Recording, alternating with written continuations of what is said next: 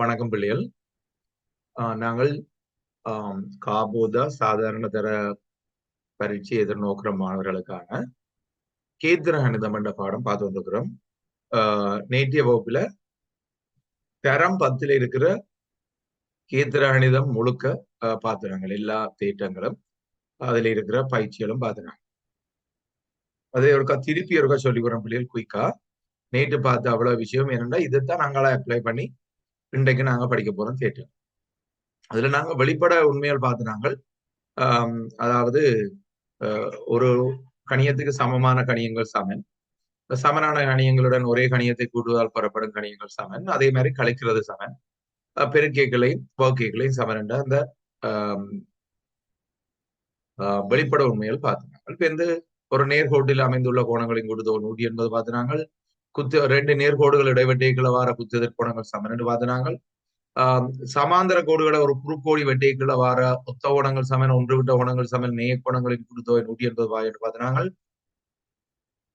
முக்கோணிகள் ஒருங்கி செய்யறதுக்கான 4 நிபந்தனைகள் பார்த்து நாங்கள் அவைகள் ஒருங்கி செய்யறது கோணம் கோணம் பக்கம், பக்கம் கோணம் பக்கம், பக்கம் பக்கம் பக்கம், செம்பக்கம் பக்கம். இந்த 4 நிபந்தனைகளும் பார்த்து நாங்கள் அது சம்பந்தமான ஒரு விஷயமும் நான் இதுல போட்டிருக்கேன். மற்றது தேற்றமண்டு வாக்கியங்கள்ல ஒரு முக்கோணியின் ஒரு பக்கத்து நீட்டேக்குள்ள முக்கோணியின் 3 கோணங்களும் 180 பாய் என்று பார்க்கிறார்கள். முக்கோணியின் ஒரு பக்கத்தில் நீட்டிக்குள்ள வார புறக்கோணம் அகத்தெதிர் கோணங்களின் கூட்டுத்தொகைக்கு சமன் என்று பார்க்கிறார்கள். மற்றது இருசா பக்க முக்கோணியில சமனான பக்கங்களுக்கு எதிரான கோணங்கள் சமன் என்று பார்க்கிறார்கள். அதே மாதிரி 2 கோணங்கள் சமன் என்றா சமனான பக்க கோணங்களுக்கு எதிரே உள்ள பக்கங்கள் சமன் என்று பார்க்கிறார்கள். மற்ற இருசா பக்க முக்கோணியின் அந்த உச்சி கோணம், அதாவது 2 சமனான பக்கங்கள் சந்திக்கிற உச்சி கோணத்தின் கோணை உருவாக்கி எதிர்பக்க நடுப்புள்ளியின் எதிர்பக்கத்தின் நடுப்புள்ளியை உச்சியை இணைக்கிற கோடு அந்த எதிர்பக்கத்தின் செங்குத்து சம உருவாக்கி உச்சியிலிருந்து எதிர்பக்கத்துக்கு வரையும் செங்குத்து எல்லாம் ஒரே கோடு என்று பார்க்கிறார்கள். இணையரம் என்றா என்னன்னு பார்க்கிறாங்க. அதுக்கான விரைவிலக்கணம் பிள்ளைகள் நாங்க சொன்னாங்க. இணையரம் என்றால் விரைவிலக்கணம் வேற, இயல்பு வேற. அப்ப இணையரம் என்றா என்னென்றால் ஒரு நாட்பக்கல்ல எதிர்பக்கங்கள் சமாந்தரமா இருந்தால் அது இணையரம். இணையரமா இருந்தா அதன் இயல்புகள் எதிர்பக்கங்கள் சமன், எதிர்கோணங்கள் சமன், மூலவிட்டம் இணையரத்தின் பரப்பளவை இருசம உருடும், மூலவிட்டங்கள் ஒன்றை ஒன்று இருசம உருடும் என்று பார்க்கிறார்கள். மற்றது ரிவர்ஸ் கன்வர்ஸ் என்று சொல்றது மறுதலை. அதாவது ஒரு நாட்பக்கல்ல எதிர்பக்கங்கள் சமனா இருந்தா அது நேரம், எதிர்கோணங்கள் சமனா இருந்தா அது நேரம். அடுத்தது மூலவிட்டங்கள் ஒன்றை ஒன்று இருசம உருட்டா அது நேரம். அதே போல இன்னொன்று ஸ்பெஷலா உண்டு, ஒரே சோடி எதிர்பக்கங்கள் சமனும் சமாந்தரமா இருந்தா அது இணையரம் என்று பார்க்கிறாங்க. இந்த ஸ்பெஷல் கேஸ், அதாவது சிறப்பு இணையரங்கள், அதாவது ஒரு இணையரத்துல ஏதாவது ஒரு கோணம் செங்கோணமா இருந்தா செவ்வகம், செவ்வகத்திலே எல்லா கோணங்களும் செங்கோணமா இருக்கு, மூலவிட்டங்கள் நீளத்துல சமனமா இருக்கு. அதே இணையரத்துல அடுத்துள்ள பக்கங்கள் சமனா இருந்து ஒரு கோணம் செங்கோணமா இருந்தா அது சதுரம். சதுரத்துல உச்சி கோணங்கள் 90 பாயா இருக்கும், மூலவிட்டங்கள் செங்குத்தாக சம உருடும், மூலவிட்டங்கள் நீளத்துல சமன், மூலவிட்டங்கள் பிள்ளைகள் இருக்கும் 45 பாயா. சரியா? ரைட். அடுத்தது சாய் சதுரம். சாய் சதுரத்துல நாங்கள் என்ன பார்த்தினாங்க, ஒரு இணையரத்துல அடுத்துள்ள பக்கங்கள் சமனா இருந்தா அது சாய் சதுரம். சாய் சதுரத்தின் சிறப்பியல்புகள் என்றா மூலவிட்டங்கள் ஒன்றை ஒன்று செங்குத்தாக இருசமப்படும், மற்றது மூலவிட்டங்கள் உச்சி கோணத்தை இருசம கூறும். சரியா? அடுத்தது நாங்கள் பார்த்தினாங்க. இப்ப மையம், ஆரை, நான், விட்டம் இதுகளை வேறுபடுத்தி பார்த்தினாங்க. வட்டம் ஒன்றின் நானொன்றின் நடுப்புள்ளியை மையத்துடன் இணைக்கும் கோடு நானுக்கு செங்குத்து அட்டம். வட்டத்தின் மையத்திலிருந்து நானுக்கு வரையப்படும் செங்குத்து அண்ணானை இருசம கூறும் என்று பார்க்கிறார்கள். வட்டத்தின் கோணங்கள் 2 வில் இருக்கு, சீரிவில் பேரிவில். சிறுவில் மையத்தில் எதிரமைக்கிற கோணம் எப்படி இருக்கும், பேரிவில் மையத்தில் எதிரமைக்கிற கோணம் எப்படி இருக்கும் என்று பார்க்கிறார்கள். அதே மாதிரி சீருவில் எஞ்சிய பரதியில் எதிரமைக்கிற கோணம், பேரிவில் எஞ்சிய பரதியில் எதிரமைக்கிற கோணம் எப்படி இருக்கும் என்றது பார்க்கிறாங்க.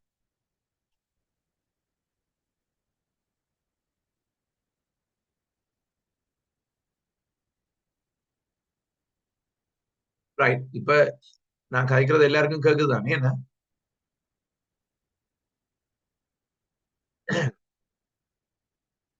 ரைட். மற்றது இது சம்பந்தமான சில பயிற்சிகள் செய்தார்கள். அடுத்ததாக தேற்றம் பாக்கியல ஒரு வில் மையத்தில் எதிரமைக்கிற கோணம் பரதியில எதிரமைக்கிற கோணத்தின் 2 மடங்கு ஒரு வில்லானது வட்டத்தின் மையத்தில் எதிரமைக்கும் கோணம் எஞ்சிய பரிதியில் எதிரமைக்கும் கோணத்தின் 2 மடங்கு என்ற விஷயங்கள் பார்த்தோம். அதோட ஒரே துண்ட கோணங்கள் சமன் என்றும் அரைவட்ட கோணம் செங்கோணம் என்றதும் பார்த்து முடிச்சிடாங்க. இன்றைக்கு நாங்க பார்க்க போறது கிரேட் 11 மேத்ஸ். சரி, கிரேட் 11 மேத்ஸ்ல என்னன்னா முதலாவது விஷயம் சமாந்தர கோடுகளுக்கு இடையே உள்ள தள உருவங்களின் பெறப்பளவுகள். இப்ப இதுல நீங்க எனக்கு ஒரே சமாந்தர கோடுகளுக்கு இடையில இருக்கிற முக்கோணிகளையும் இணையரங்களையும் உங்களுக்கு தெரியுதான்றக்க பார்ப்போம். இவரோ முதலாவது படத்துல ஒரே சமாந்தர கோடு ஏபி அடி, ஏபி அடி, இதுல ஏபிசிடி என்ற ஒரு இணையரம் இருக்கு. அடுத்தது ஏபி இஎஃப் என்ற இணையரம் இருக்கு. சரியா? இது இப்ப இருக்குது என்றதுதான் பரப்பளவில் சமன் என்றது பிந்துவா. பாருங்க, அடுத்த படத்துல ஒரே அடிய கொண்ட ஏபி என்ற அடிய கொண்ட ஒரு முக்கோணி இருக்கு. ஏபி என்ற முக்கோணி இருக்கு, ஏபிசிடி என்ற ஒரு இணையரம் இருக்கு. அடுத்த படத்துல ஏபிஏ அடியா கொண்ட ஏபிடி என்ற ஒரு முக்கோணியும் ஏபிசி என்ற முக்கோணி இருக்கு. சரியா பிள்ளைகள்? இப்ப உங்களுக்கு 2 விஷயம், ஒன்று ஏபிசிடி ஏபிஇஎஃப். இந்த முதலாவது படத்துல 2 இணையரங்கள் ஒரே அடியிலேயும் ஒரே சமாந்தர கோடுகளுக்கிடையும் இருக்கு. 2வது படத்துல பாத்தீங்கன்னா ஒரு முக்கோணி ஏபியும் ஏபிசிடி என்ற இணையரமும் ஒரே அடியில் இருக்கு. 3வது ஏபிடியும் ஏபிசி என்ற 2 முக்கோணிகள் ஒரே அடியில இருக்கு. சரியா? ரைட். இப்ப இது சம்பந்தமான என்ன தேற்றம் பார்ப்போம். இது சம்பந்தமான தேற்றம் என்ன? ரைட். இப்ப என்ன சொல்லப்படுது என்றால் ஒரே இரு சமாந்தர கோடுகளுக்கு இடையே ஒரே அடியின் மீது இருக்கும் இணையரங்களின் பரப்பளவு சம்பந்தமா முதலாவது தேற்றம் வருது பாருங்க. ஒரே அடியின் மீது ஒரே சமாந்தர கோட்டு ஜோடிகளுக்கு இடையே இருக்கும் இணையரங்கள் பரப்பளவில் சமனாகும். சரியா? அப்ப எந்தெந்த இணையரங்கள் பரப்பளவில் சமனாகும் என்றால் பாருங்க,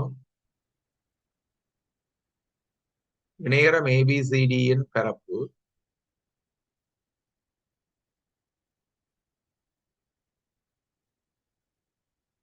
நேரம் ஏபிஇஎஃப்பின் பரப்பளவுக்கு சமம். சரியா பிள்ளைகள்? ஒரே அடியின் மீது ஒரே இரு சமாந்தர கோட்டு ஜோடிகளுக்கு இடையே இருக்கும் நேரங்கள் பரப்பளவில் சமனாகும். சரியா? ரைட். இப்ப வேற பிள்ளைகள், இதுக்கான நிறுவல் அதாவது அடிப்படையா இப்படி இந்த தேற்றத்தை நிறுவலாம் என்றால் இதுல இருக்கிற 2 முக்கோணி எடுப்போம். பாருங்க, நான் சொல்ற முக்கோணி 2ஐயும் பாருங்க. இந்த 2 முக்கோணிகளும் ஒருங்கி செய்து நாங்க காட்டுறோம். இந்த சிவப்பு முக்கோணியும் நீல முக்கோணியும்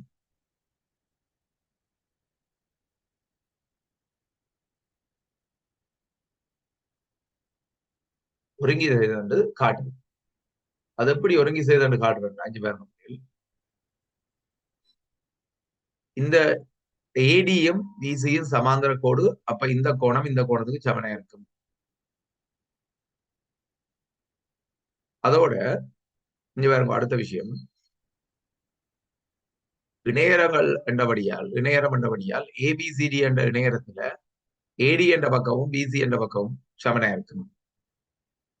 சரியா? இது எக்ஸ் என்றா இது எக்ஸுக்கான காரணம், எக்ஸுக்கான காரணம் ஒத்த கோணம். இது y என்றா இது y-க்கான காரணம் ஒத்த கோணம். இப்ப பாருங்க, 2 கோணங்கள் சமன், 2 ஒரு பக்கம் சமன் என்ற நிபந்தனையில இந்த 2 முக்கோணியும் ஒருங்கி செய்யும். இப்ப இந்த 2 முக்கோணியும் ஒருங்கி செய்யறதால அந்த முக்கோணிகள் 2 பரப்பளவுகள் சமன். இப்ப முக்கோணிகளின் பரப்பளவு சமன் என்றால் இந்த ரெண்டு முக்கோணிகளையும் இந்த பொதுவான பகுதியோட கூட்டுறேன். இப்ப நான் நிழற்றப்பட்ட பகுதியோட இந்த ரெண்டு முக்கோணியின் பரப்பளவையும் நான் கூட்டுறேன். கூட்டியக்குள்ள என்ன நடக்கும் என்றால் ஏபிசிஎஃப் என்ற பகுதியோட ஏடிஎஃப் என்ற பகுதியை கூட்டியக்குள்ள எங்களுக்கு ஏபிசிடி என்ற நேரம், ஏபிசிஎஃப் என்ற பகுதியோட பிஇசி என்ற முக்கோணிய கூட்டியக்குள்ள எங்களுக்கு ஏபிஇஎஃப் என்ற இணையரம் வரும். ஆகவே இது ரெண்டும் பரப்பளவில் சமம்.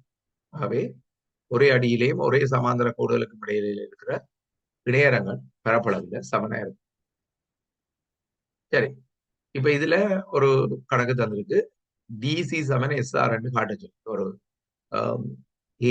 ஏக்யூடிஆர் ஆகிய சமாந்தர கோடுகளுக்கு இடையிலே ஏபிசிடி பிக்யூஆர் எனும் இரு இணையரங்களில் டிஎஸ் சமன் சிஆர், அதாவது தரவின் அடிப்படையில் பாருங்க, டிஎஸும் சிஆரும் சமனா. அவன் கேட்டிருக்கான் டிசி சமன் எஸ்ஆர் காட்டுச்சு. அப்ப பிள்ளைகள் இங்கேயும் பாருங்க, நீங்க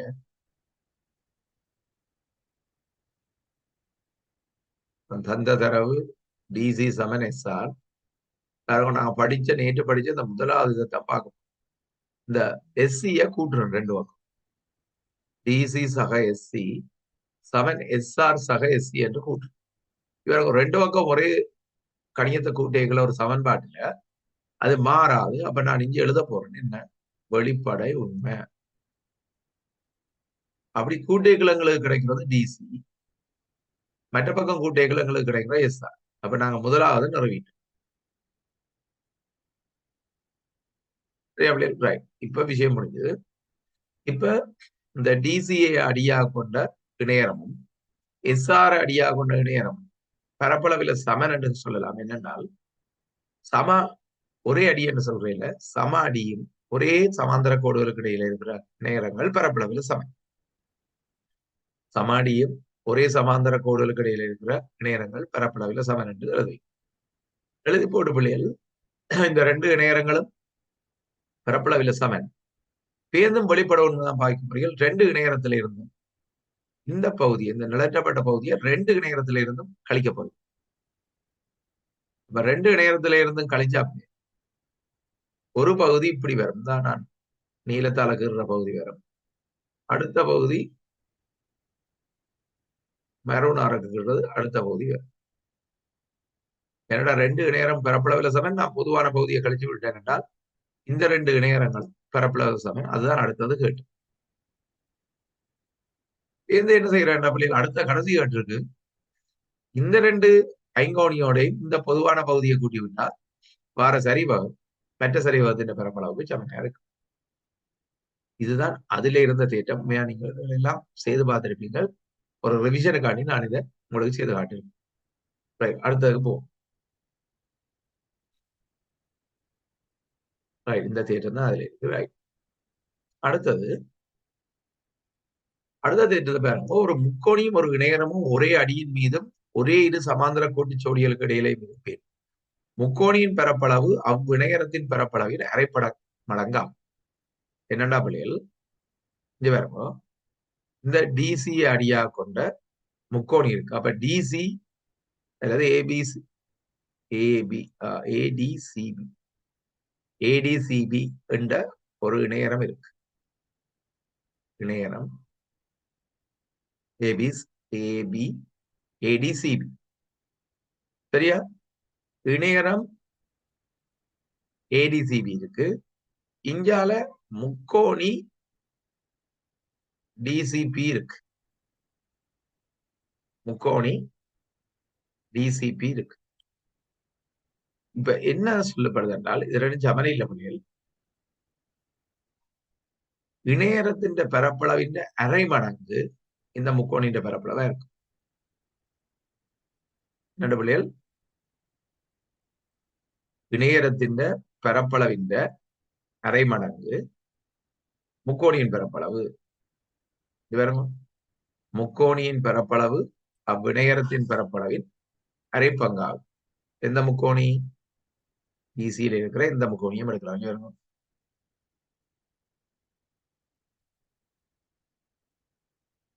டிசிபி என்ற முக்கோணி எடுத்தீங்கள் என்றால் இது பெருசு இணையரம், இணையத்தின் பரப்பளவின் அரைவாசி இந்த முக்கோணியா இருக்கு. சரியா பிள்ளைகள்? அப்ப அடுத்த தேற்றம் ஓடுவார். அடுத்த தேற்றம் என்ன சொல்லுது என்றால், ஒரு முக்கோணியும் ஒரு இணையரமும் ஒரே அடியிலேயும் ஒரே சமாந்தர கோடுகளுக்கு இடையிலேயும் அமைந்திருந்தால் முக்கோணியின் பரப்பளவு இணையத்தின் பரப்பளவின் அரை மடங்கா இருக்கும். சரியா? அதுக்கான நிறுவல்கள் என்னென்ன பிள்ளைகள்? இந்த முக்கோணிய இணையரமா பூர்த்தி செய்யறது வேற என்ன செய்யறோம் என்றால், இந்த டிபிசி என்ற முக்கோணிய ஒரு பக்கத்துக்கு சமாந்தரமா இன்னொரு கோடை எடுத்தோம்னால் என்ன ஆகும்னா, இந்த ஏற்கனவே ஏபி சமாந்தரம் டிசி இருக்கு. இப்ப நாங்கள் டிபி சமாந்தரம் சிகியூ ஆகுமாறு நீட்டி விட்டோம்னால் இப்ப எங்களுக்கு டிசி கியூபி ஒரு இணையம் என்று காட்டலாம் இல்லையா? சரியா? டிசி கியூபி ஒரு இணையம் என்று காட்டலாம். அப்ப டிசி கியூபி ஒரு இணையம் என்று காட்டினீங்கன்னால் இணையம் டிசி கியூபியும் இணையம் ஏடிசிபியும் பரப்பளவில் சமம். ஏன்? ஒரே அடியிலேயும் ஒரே சமாந்தர கோடுகளுக்கு இடையிலே இருக்கிற இணையரங்கள் பரப்பளவில் சமம். அதுலயும் பாருங்க பிள்ளைகள், அரை இது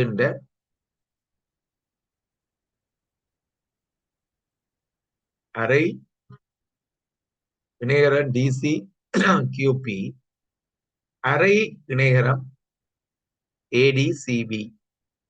என்ன காரணம் பிள்ளைகள்?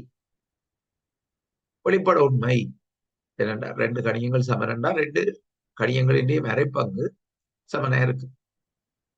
ஆனால் இதுல பாருங்க, அரைவாசி ஏசி கியூபிக்கு பதிலா நான் இதை போடலாம் இல்லையா? அரைவாசி ஏசி கியூபிக்கு பதிலா நான் இந்த பகுதியை போடலாம். எப்படி?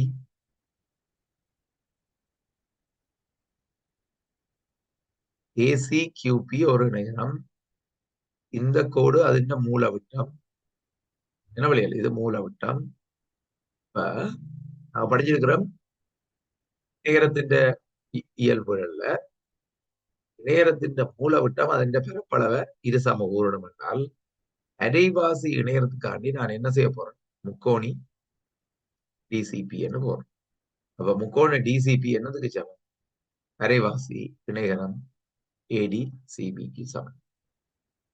அப்ப இணையத்தின் பரப்பளவு ஒரே அடியிலும் ஒரே சமாந்தர கோடுகளுக்கு இடையிலேயும் அமைஞ்சிருக்கல முக்கோணியின் பரப்பளவு இணையத்தின் பரப்பளவின் அரைவாசியா இருக்கு.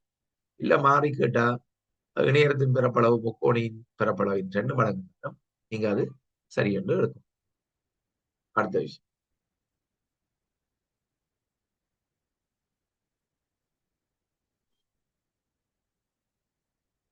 அடுத்த தேட்டம்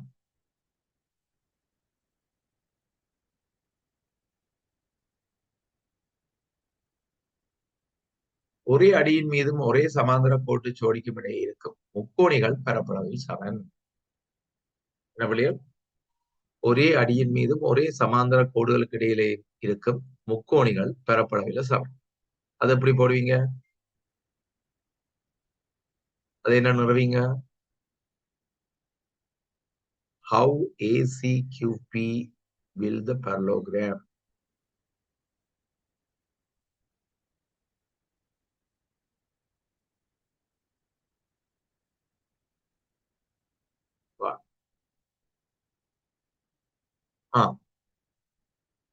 ஏன் ஏசி கியூபி parallelogram என்றால்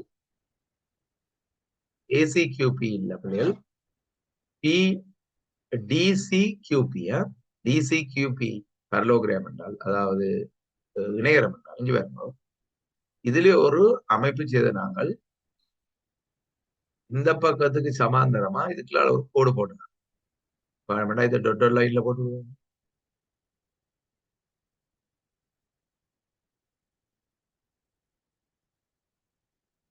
ஏற்கனவே ஒரு இந்த கோடு சமாந்தரம், இதுல இந்த கோடும் சமாந்தரம் என்றபடியால் இது ஒரு இணையம்.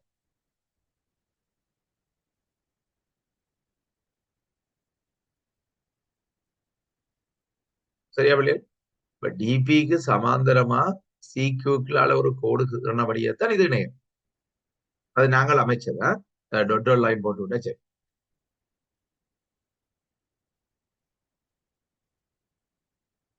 Right.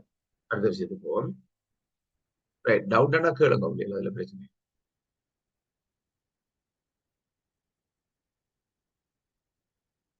Okay sir, you road as ACPQ.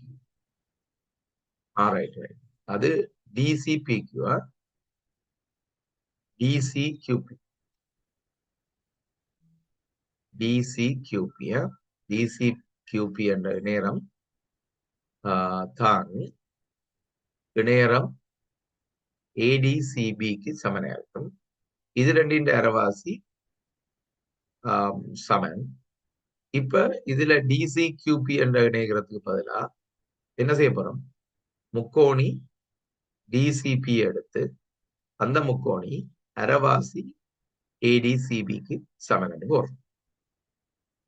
சரி, குட்.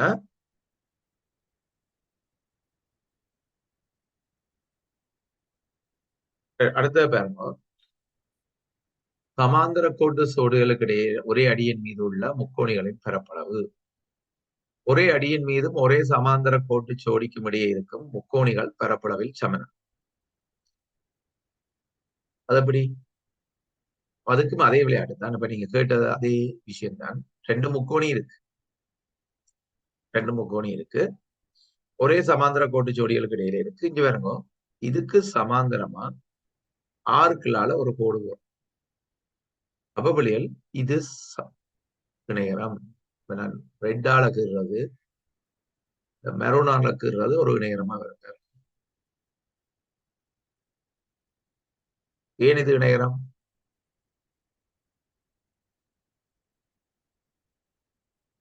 எதிர்பார்க்கங்கள் சமாந்தரமா இருக்கு, அப்ப இணையம். அதே மாதிரி பாருங்க, இந்த நீல கலரால பாருங்க, இது சமாந்தரம் பண்ணபடியா இதுவும் இணையரம். அமைப்பாலதான் அது இணையரமாக்கி. சரியா? அப்ப நீல கலரும் இணையரம், சிவப்பு கலரும் இணையரம். என்ன முடிவு சொல்ல போறீங்க? ஒரே அடியில் இருக்கிற இணையரங்கள் பரப்பளவில் சமம். நாங்க எப்படி எழுதுவோம் பிள்ளைகள்? இப்ப நாங்க எழுதுவோம், இது இணையரம் காட்டினா பிறகு அமைப்பாலதான் காட்டலாம். இப்ப இப்படித்தான் அமைப்பு வரும் பிள்ளைகள். QPக்கு சமாந்தரமாக ஆறினூடாக வரையப்பட்டது RS. QTக்கு சமாந்தரமாக ஆறினூடாக வரையப்பட்டது RU. எனவே இணையரம் QRSP ஒரு இணையரம், QRUT ஒரு இணையரம். ஆனா இந்த ரெண்டு இணையரமும் ஒரே அடியிலையும் ஒரே சமாந்தர கோடுகளுக்கு இடையிலையும் இருக்கிறதாக இணையரம் QRSP இன் பரப்பளவு இணையரம் QRUT இன் பரப்பளவு சமன். QRSP இன் பரப்பளவு QRUT இன் பரப்பளவு சமன். ரெண்டு பக்கம் அரைவாசி இணையரம் QRSP இன் பரப்பளவு அரதர QRUT இன் பரப்பளவு சமன். சரியா பிள்ளைகள்?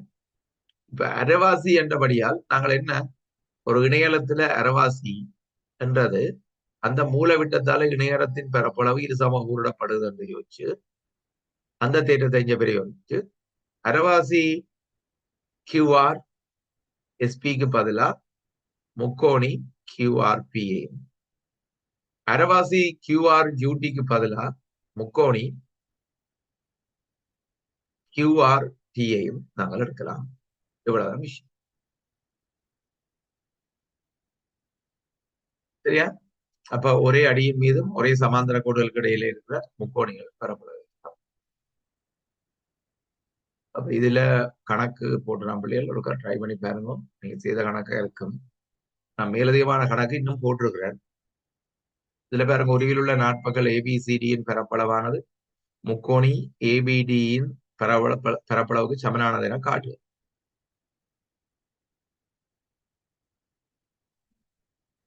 உருவில் உள்ள இந்த நாட்பகல் ABCD முக்கோணி ADயின் பரப்பளவு சமம். அப்ப கொஞ்சம் யோசிங்க, இதை எப்படி செய்யலாம்.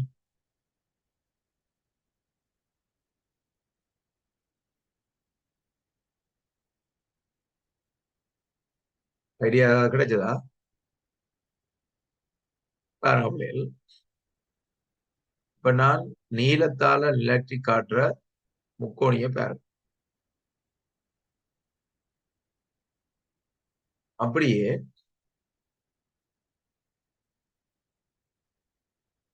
சிவப்பால நிலற்றி காட்டுற முக்கோணியும் பாருங்க.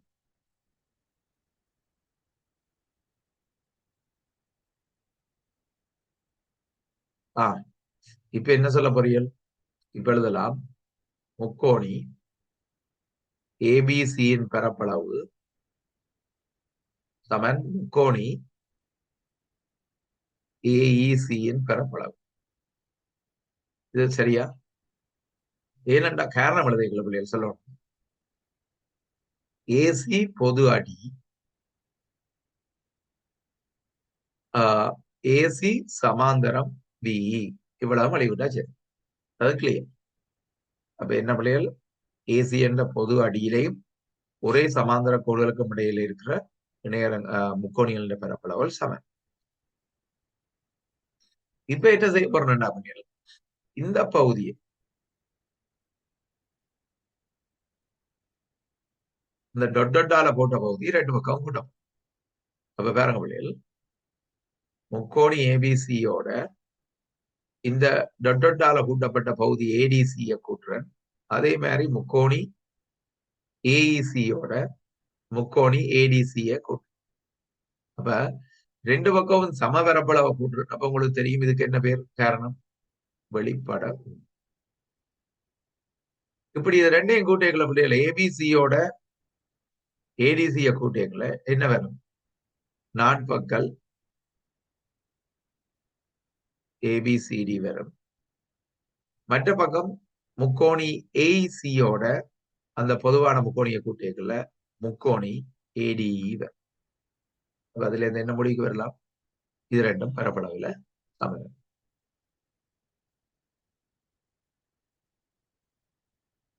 சரியா பிள்ளைகள்? அப்ப நாங்கள் இப்ப படிச்ச ஒரே ஒரு அந்த பாடம் தான் சமாந்தர கோடுகளுக்கு இடையில் அமைந்திருக்கும் தளவுருக்கள். அதுல ஒரே சமாந்தர கோடுகளுக்கு இடையில ஒரே அடியில இணையரங்கள் அமைஞ்சிருந்தா அந்த ரெண்டு இணையரங்களும் பரப்பளவில் சமம். அதே மாதிரி ஒரே சமாந்தர கோடுகளுக்கு இடையில் ஒரே அடியில் ஒரு இணையரமும் ஒரு முக்கோணியும் அமைஞ்சிருந்தால் முக்கோணியின் பரப்பளவானது இணையரத்தின் பரப்பளவின் அரை மடங்கா இருக்கும். அடுத்தது, ஒரே சமாந்தர கோடுகளுக்கு இடையில ஒரே அடியில ரெண்டு முக்கோணிகள் அமைஞ்சிருந்தா அவற்றின் பரப்பளவு சமம். ரைட், இவ்வளவு விஷயமும் நாங்க முடிச்சிட்டோம். அந்த பாடம் முடிஞ்சு.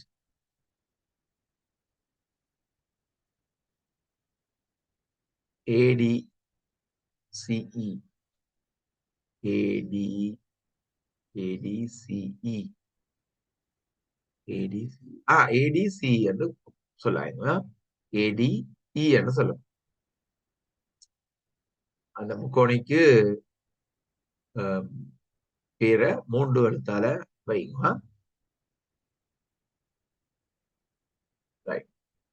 அடுத்து ரைட், உங்களுக்கு தெரிந்த ஒரு நடுப்புள்ளி தேற்றம். என்ன விளையல்? நடுப்புள்ளி தேற்றம்.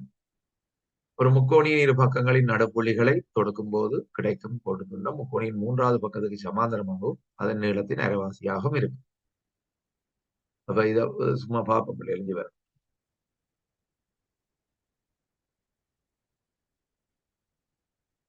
இப்ப இதுல சும்மா ட்ரை பண்ணி பார்ப்போம். இத வகையில்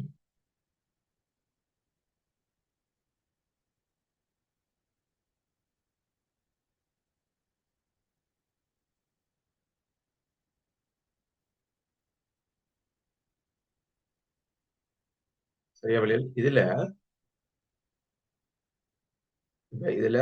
இது என்ன நடுப்புள்ளி இப்படி வருதுன்னா பாருங்க. இது என்ன நடுப்புள்ளியோட வைப்போம். ரைட், இப்ப இந்த பெரிய கோட்டின நடுப்புள்ளி வழியில் இப்படி இருக்கு. சரியா? இப்படி நீங்க இணைச்சு விட்டீங்களா அந்த நடுப்புள்ளியில பாருங்க என்ன நடக்குது? சமாந்தர கோடா இருக்கு. இதுல இந்த பக்கம் இந்த பக்கமும் சாரி இந்த நேர்கோட்டுல இது நடுப்புள்ளி. அப்ப இது ரெண்டும் சமன்.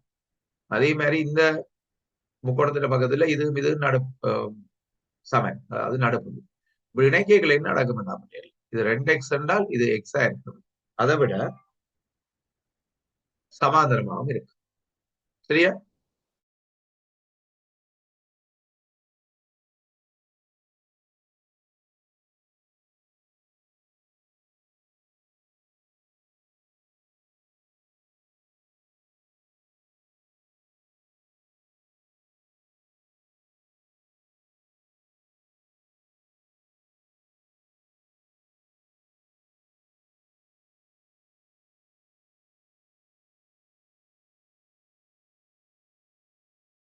ரைட், பிள்ளைகள் பாருங்க.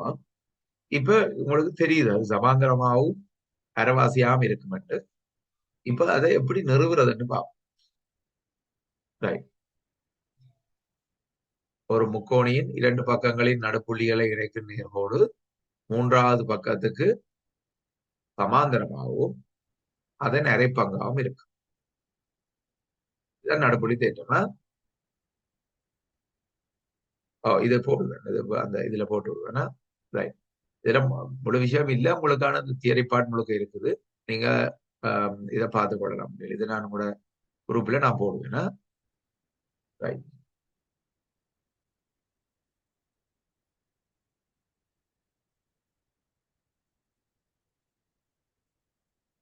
இதுல ஷரஃப் அஹமத்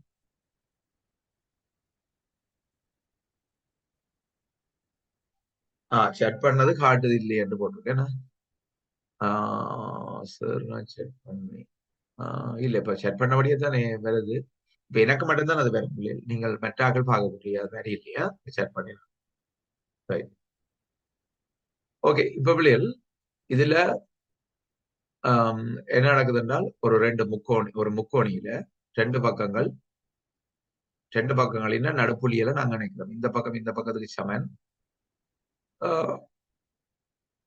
அதாவது இவ ரெண்டு பேரும் சமன். ஓகே, இது என்ன நடுப்புள்ளி, இது என்ன நடுப்புள்ளி, இந்த நடுப்புள்ளியை இணைக்கிறேன். இணைக்கைகளை இது சமாந்திரமும் அரவாசியன்னு காட்ட போறோம். இதுதான் அந்த நடுப்புள்ளி தேற்றத்தின் நிறுவன். அதுக்கு என்ன செய்ய போறோம்டா பிள்ளைகள், இந்த கோட்டை நீட்டுறோம். அதே நேரம் பிஏக்கு சமாந்தரமா ஒரு கோட்டை சீக்கில் அழகுறோம். இப்ப என்ன நடக்குதுன்னா பிள்ளைகள், இந்த ரெண்டும் ஒரு புள்ளியில சந்திக்கும். படியா கவனிங்கோ, பிஏக்கு சமாந்தரமா சீக்கிளால் ஒரு கோடு போடுறேன், பிக்யூ நீட்டுறேன். இது ரெண்டும் ஆறுல சந்திக்கும்.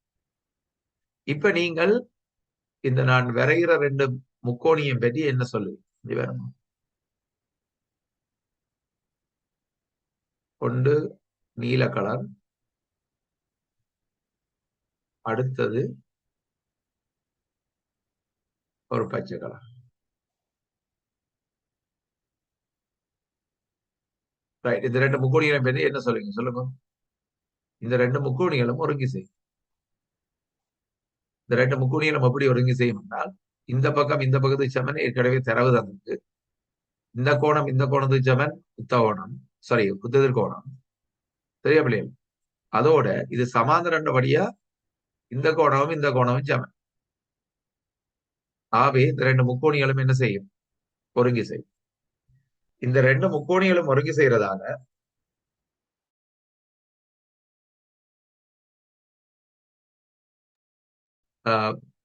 முக்கோணிகளும் ஒருங்கி செய்யறதால புது நிபந்தனை ஒன்று நாங்கள் எடுக்கலாம் இல்லையா? முக்கோணி ஒருங்கி செய்யறதால ஒத்த உறுப்புகள் சமன். அதாவது இந்த பக்கமும் இந்த பக்கமும் சமன் பிள்ளை. அதாவது இதுவும் இதுவும் சமன். ரைட், அப்ப இவர் ரெண்டு பேரும் சமனா இருக்கீங்க. அதை விட இவர் இவருக்கு சமன். சரியா பிள்ளைகள்? அப்ப முடிவு என்ன? இதுவும் இதுவும் கூட சமன்.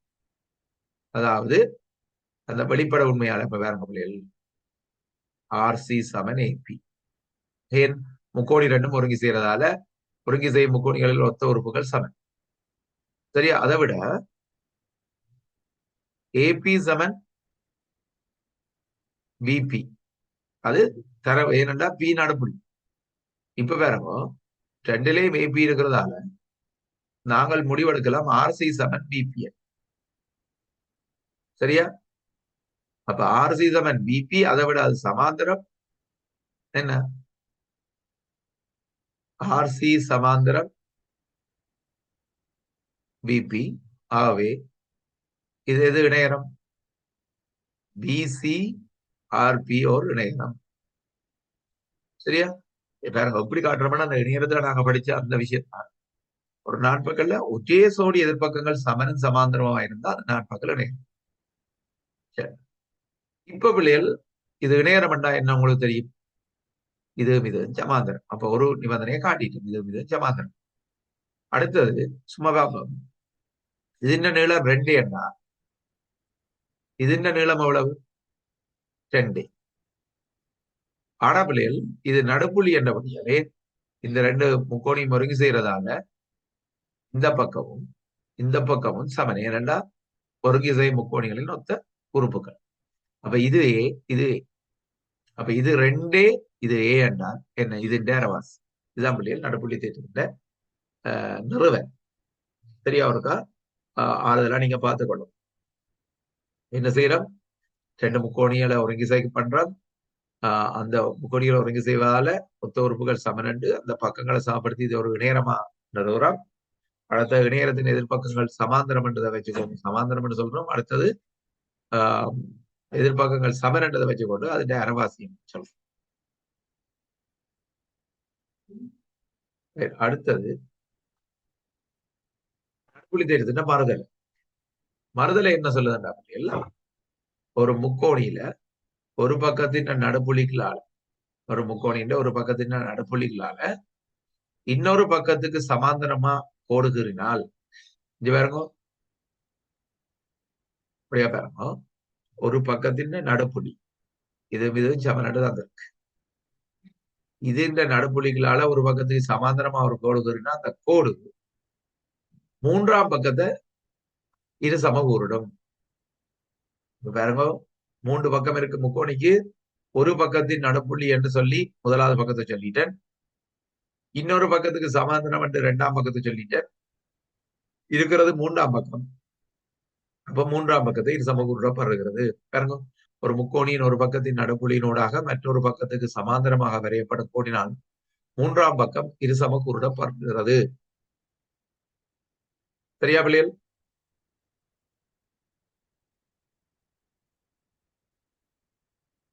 பிள்ளைகள் எவ்ரி ஒன் செக் பண்ணலாம்.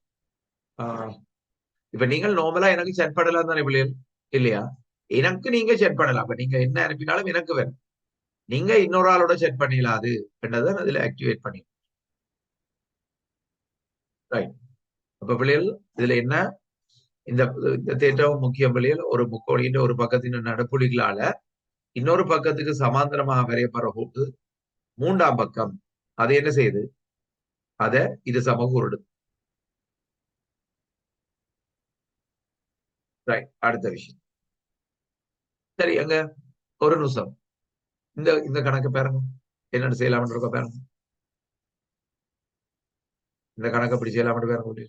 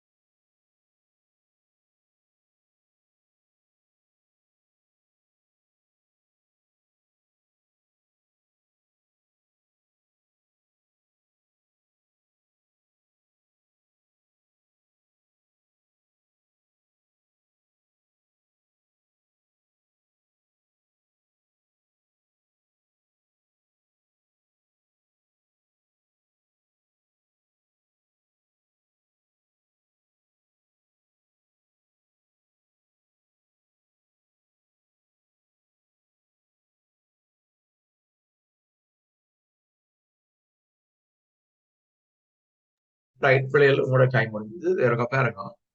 இதுல பிள்ளைகள் அந்த எல்லா தேட்டங்களையும் பயன்படுத்த வேண்டி வரும் ஒரு பாருங்க. இப்ப இதுல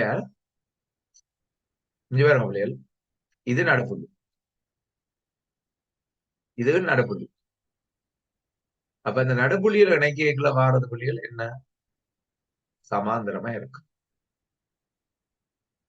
சமாந்தரமா இருந்தா இந்த நீளம் 2 என்றால், இந்த நீளம் 2 இருந்தால் இது தானே முடியும். ரைட், அது முடிஞ்சது. அடுத்தது இதுல என்ன சொல்றான், நாட்பகல் எல்எம்ஆர்பி, எல்எம்ஆர்பின்ற சுற்றளவு. அப்ப பிள்ளைகள் அதுல என்ன தர்றாங்கன்னா, இது ஏ, இது ஆர், கியூஆர், கியூஆரும் கியூபியும் ரைட், நல்ல விஷயம். இது முதல்ல தாரான் கியூஆர் சக கியூபி சமன் எவ்வளவு 16. இப்ப நான் இதுல எக்ஸ் வைக்கிறேன், இது எக்ஸ், இது எக்ஸ், என்னடா நடுப்புள்ளி என்றது இருக்கு, இது y என்றா இது y. இப்ப எங்களுக்கு இந்த சமன்பாட்டை நான் 2x சக 2y சமன் 16. இந்த சமன்பாடு ஃபுல்லா நான் 2ஆல வகுக்கிறேன். அப்ப எக்ஸா y சமன் எவ்வளவு புள்ளியும் 8. இப்ப அவன் கேட்ட அந்த நாட்பகலின் சரியா, அந்த நாட்பகல் சுற்றளவு என்றால் என்னென்ன இருக்கு பிள்ளைகள், எக்ஸ் இருக்கு, y இருக்கு, ஏ இருக்கு, 2 இருக்கு. இதுதான் சுற்றளவு. அப்படியா பாருங்க, இந்த நாட்பகல் இங்க ஒரு ஏ இருக்கு, இங்க ஒரு 2 இருக்கு, இங்க ஒரு எக்ஸ் இருக்கு, இங்க ஒரு y இருக்கு. ஆனா எக்ஸா y எனக்கு தெரிய மாட்டேன். எக்ஸா வைக்கு பதிலாக இட்ட போடுறேன், ஏயின் 2ஐயும் 3. அப்ப 3 சக 8 தான் அதுக்கான விட. பிள்ளைகள் பாருங்க, அப்படி நடுப்புள்ளி தேர்ந்து பாவிச்சிருக்கிறோம். என்னடா 2 நடுப்புள்ளி என்னபடியால் இங்க 2 என்ன இது ஏ என்று சொல்றோம். அது நடுப்புள்ளி தேர்தத்தை பயன்படுத்தி கண்டுபிடிச்சிருக்கிறோம். மற்றது இன்னொரு டெக்னிக் பாவிச்சிருக்கிறோம். இங்க பாருங்க, கியூஆர் சக கியூபி 16 இப்படி நீங்க போட்டு பார்க்கலாம். இதுதான் டெக்னிக். இதுல எக்ஸ் என்று போட்டீங்கன்னா இதுவும் எக்ஸ், சரியா. இது y என்று போட்டீங்கன்னா இது y. இப்ப எக்ஸையும் எக்ஸையும் கூட்டிகளை 2x, இஞ்சால வையும் வையும் கூட்டிகளை 2y தான் 16. அப்ப சமன்பாடு ஃபுல்லாவே நான் 2ஆல பிரிச்சு விட்டால் எக்ஸா y 8. அப்ப எக்ஸா y 8 போட்டு 3 ஆக 8 வேற. சரி, அடுத்து எல்என்ஆர் 90 ரூபாய் என்று தந்திருக்கு. எல்எம்ஆர்பியின் பரப்பளவை, எல்எம்ஆர்பியின் பரப்பளவை காட்டு. அப்ப അതിന്റെ பரப்பளவுக்கு என்ன வாய்ப்பாடு புள்ளிகள், ஒரு சரிவா, இது சரிவா சரிதானே புள்ளிகள், ஒரு சோடி பக்கம் மட்டும் சமாந்தரமா இருந்தா அது சரிவா. அப்ப சரிவாதத்தின் பரப்பளவு உங்களுக்கு தெரியும் புள்ளிகள், அரை தர சமாந்தர பக்கங்களின் கூடுதொகை தர செங்குத்து எண். அப்படி இல்லை, ஏ பி என்று போடுறது சமாந்தர பக்கங்களின் கூடு. அப்ப அரை தர ஏ தான், பி வந்து புள்ளிகள் 2, செங்குத்து உயரம் h, அது பி. அப்ப பிள்ளைகள் விட வருது பாருங்க, 3a/2b. சரியா இருக்க பாருங்க பிள்ளைகள். சரிவகத்தின பரப்பளவு அரைதர சமாந்தர பக்கங்களின் கூட்டுத்தொகை தர செங்குத்து எண். அரைதர சமாந்தர பக்கங்களின் கூட்டுத்தொகை தர செங்குத்து எண்.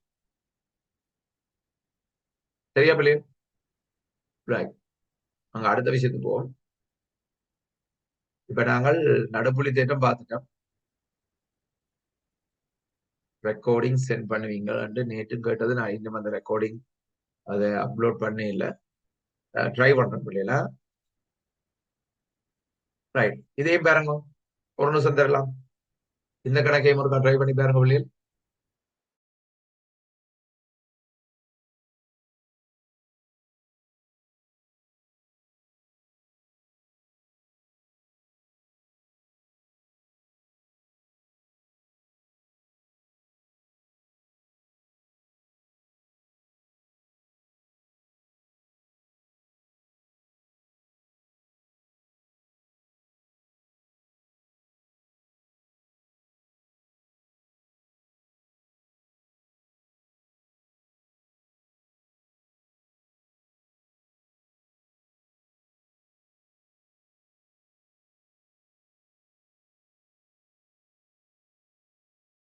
ரைட், கண்டுபிடிச்சிட்டீங்களா?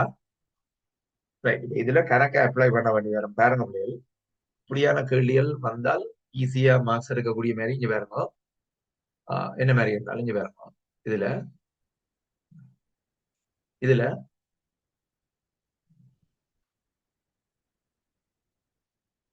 இந்த பக்கத்துக்கு இந்த பக்கத்தின நடுப்புள்ளியில இருந்து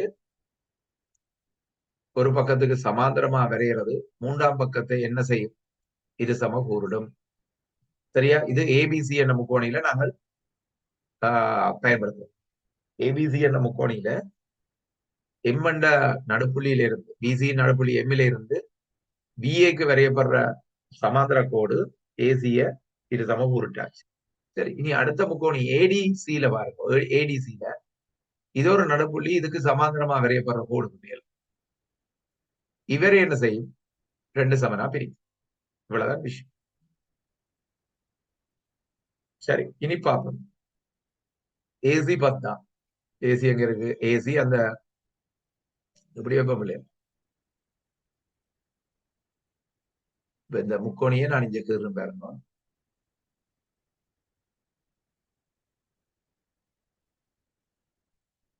இது ஏ, இது சி, இது டி என்றால் ஏசி 10. ஏசி 10, ஏடி 8. பிள்ளைகளுக்கு எக்ஸ் எவ்வளவு காண தெரியும் தானே? அது நான் படிக்க போறோம் பைதாகரஸ். இப்ப பைதாகரஸின் தொடர்புப்படி, அதாவது இது செங்கோணமா இருக்குது. அப்ப செம்பக்கத்தின் வர்க்கம் மற்ற பக்கங்களின் வர்க்கத்துக்கு சமம். அதாவது உண்மையா பைதாகரஸ் தேற்றம் ஒரு செங்கோண முக்கோணியில செம்பக்கத்தின் மீது வரையப்பட்ட சதுரத்தின் பரப்பளவானது மற்ற பக்கங்களின் மீதும் வரையப்படும் சதுரங்களின் பரப்பளவுகளின் கூட்டுத்தொகைக்கு சமம். சரியா? என்னண்டு ஒரு செங்கோண முக்கோணியில செம்பக்கத்துல ஒரு சதுரத்தை கீறணும் என்றால் அந்த சதுரத்தின் பரப்பளவு செங்கோணத்தை ஆக்குற மற்ற ரெண்டு பக்கங்களின் மீதும் சதுரங்களை வரைஞ்சோம் என்றால் அதுல வர ரெண்டு சதுரங்களின் பரப்பளவு கூட்டுத்தொகைக்கு சமம். இதுதான் பைதாகரஸ் ஸ்டேட். சரியா? அதைத்தான் நீங்க அப்ளை பண்றோம். எக்ஸ் வர்க்கம் வந்து விலையில் 100/64. அது எவ்வளவு? 36. சரியா பிள்ளைகள்? 100/64 36 வருது. சரி, திறப்பட உருவில் உள்ள தகவல் மற்றது ரைட். ஓகே, 36. அப்ப எக்ஸ் வந்த விளவு புள்ளிகள் வர்க்கம் மூலம் 36 உங்களுக்கு தெரியும். அது 6 சென்டிமீட்டர் கண்டுபிடிச்சிட்டோம். இது 6 சென்டிமீட்டர் கண்டுபிடிச்சிட்டோம். சரி, இனி அடுத்த ஸ்டெப்பு போ. இது 6 சென்டிமீட்டர், டிசி 6 சென்டிமீட்டர் கண்டுபிடிச்சிட்டோம். இப்ப பிள்ளைகள் இது நடுப்புள்ளி, இது நடுப்புள்ளி என்ன? இது 6 என்ன? இது எவ்வளவு? சரிதானே பிள்ளைகள்? இது நடுப்புள்ளி தேற்றம். இது 6 என்ன? இது 3.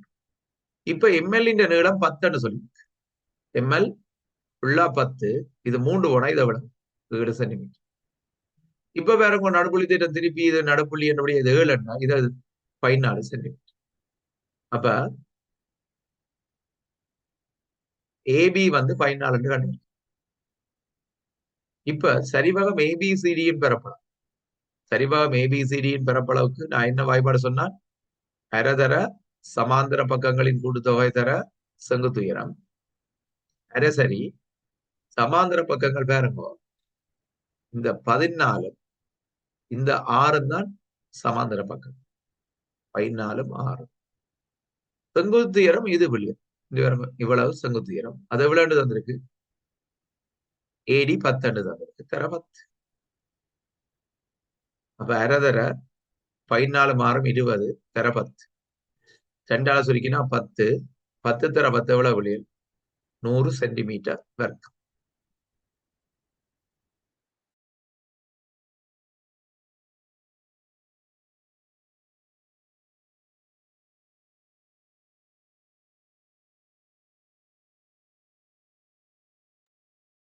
சரியா? எங்க பிள்ளைகள் என்ன உங்களுக்கு டவுட் ஏதாவது இருக்கா? சக்தி. So how sir ACQP will the parallelogram?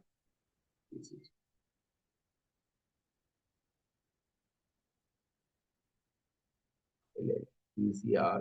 Very good, Shakti. Right.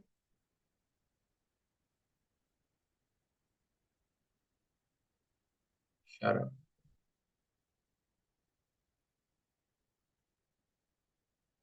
Lakshana. Right. Okay, Lakshana. Varira. Sara. Okay, Sara. Right okay பிள்ளைகள். சாரி யார்? ஓகே ஓகே, என்னுடைய பிள்ளை. அது 10 இல்ல 8 பிள்ளைகள். இது 8 பிள்ளைகள். 8ஆல பிரிக்கினா பிள்ளைகள் இதுல பாருங்க, ஏடியின் நீளம் 8 தான் தந்திருக்கு. ஏடியின் நீளம், தேங்க்யூ தேங்க்யூ. ஏடியின் நீளம் 8 இது 10, 10 தர 8 80 சென்டிமீட்டர் வரும். ஏடி 10 அல்ல 8. சரியா பிள்ளைகள்? Okay okay.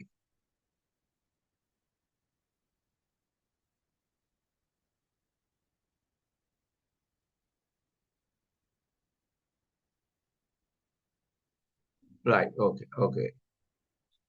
சரியா பிள்ளைகள்? ரைட். அப்ப நாங்க நடுப்புள்ளி தேற்றம் அதன் மறுதலை எல்லாம் பார்த்து அதுல கணக்கு பார்த்துட்டோம். அடுத்தது ரைட், இது ஒரு கணக்கு பிள்ளைகள். அந்த வாரத்துக்கான பேர் இதை செய்யாம இதுல PQ இந்த நீளத்தை ABDC சார்பில எழுதுங்க. எனக்கு தெரிஞ்சால் சாட் பாக்ஸ்ல போடுங்க பிள்ளைகள். நீங்கள் என்னுடைய நம்பர் அதுல குரூப் அட்மின் நான் தானே. நீங்கள் ஒரு மெசேஜ் போட்டு விடுங்க உங்களுக்கு என்ன மாதிரி இருந்தது. சரியா? இப்படித்தானே ஃபுல்லா ஸ்கூல் மெட்டது எனக்கு கிளாஸஸ் இருக்கும். ஆனால் சில கேப்ஸ் வருது உங்களுக்கு. இந்த இடையக்குள்ள A-level எக்ஸாம் நடக்கும். அப்படியான நேரத்துல ஒரு டைம் வரும். அப்படியான நேரத்துல உங்களுக்கு அந்த செமினார் செய்யலாம். அப்ப நீங்கள்லாம் கமெண்ட்ஸை போடணும். என்னென்றால் இப்ப கேத்துற நிதம் இன்றையோட முடியுது. சரியா? அடுத்தது அமைப்பு செய்யலாம். அமைப்பு செய்து விடலாம். அது ஒரு தனி நாள் வேணும். அவ்வளவு அமைப்பு செய்யறது அது கொஞ்சம் ஆளும் கொஞ்சம் ஸ்லோவா. சரியா? அப்ப நீங்கள் எனக்கு போடணும் என்ன செக்ஷன் உங்களுக்கு செய்து விடணும். அப்ப அதை இருக்க நான் ஆயுதப்படுத்தி உங்களுக்கு செய்யக்கூடியதா இருக்கு. சரியா பிள்ளைகள்? அப்ப நீங்கள் அந்த இந்த வாட்ஸ்அப் குரூப்ல எல்லாரும் இருக்கிறீங்க. வாட்ஸ்அப் குரூப்ல இல்லாத ஆக்களும் இருக்கிறீங்களா? அதுல வாட்ஸ்அப் குரூப்ல இல்லாத ஆக்கள் யாராவது இருக்கிறீங்களா? அவருக்கு கையெழுத்துங்க பாப்போம். வாட்ஸ்அப் குரூப்ல இல்லாத ஆக்கள்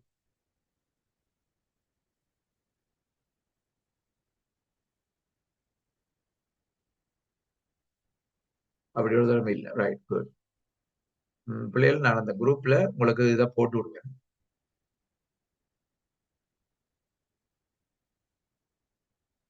இந்த இதுல உங்களோட குரூப்ல வேறப்பா,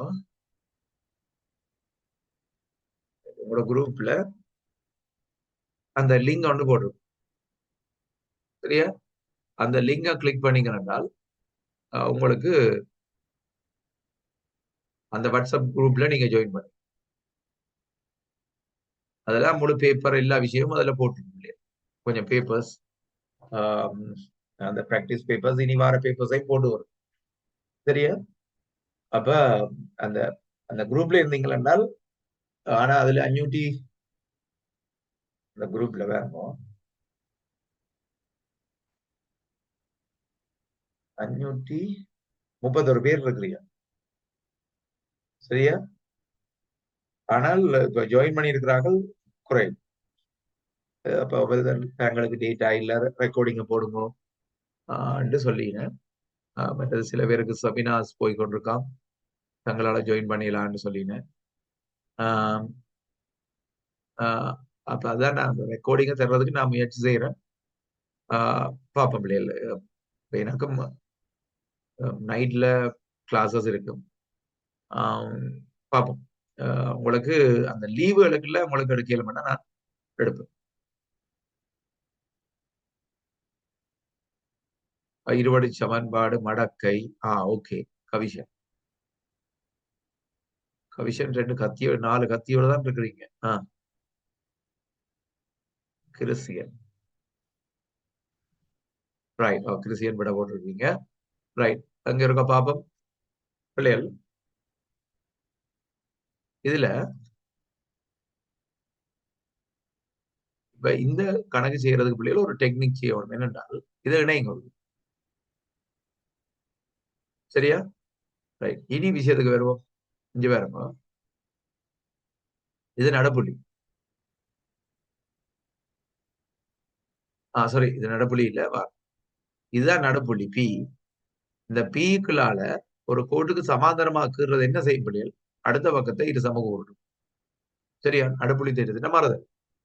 மாறி இது என்ன நடுப்புள்ளியில இருந்து மற்ற பக்கத்துக்கு சமாந்தரமா கீறுறது இவரை இரு சமூக உருட்டும். அதாவது நடுப்புள்ளி தெரியுதுன்னா மாறுதல். இப்ப பாருங்க எல்லாம் நடுப்புள்ளிகளா வருது. இப்ப இது ஏபி என்றா இது ஏபிங்கள் 2. என்னடா இது ஏபி என்ற பிள்ளைகள் இது அரவாசி தான். இது டிசி என்றா இது டிசி எண்கள் 2. அப்ப மொத்தத்தில் PQ என்ன பிள்ளைகள்? ஏபி எண்கள் 2 சக டிசி எண்கள் 2. அப்ப ஏபி சக டிசி எண்கள் 2. இதுதான் சரியா பிள்ளைகள்? எத்தனை பேருக்கு சரி? ஏபி சக டிசி எண்கள்.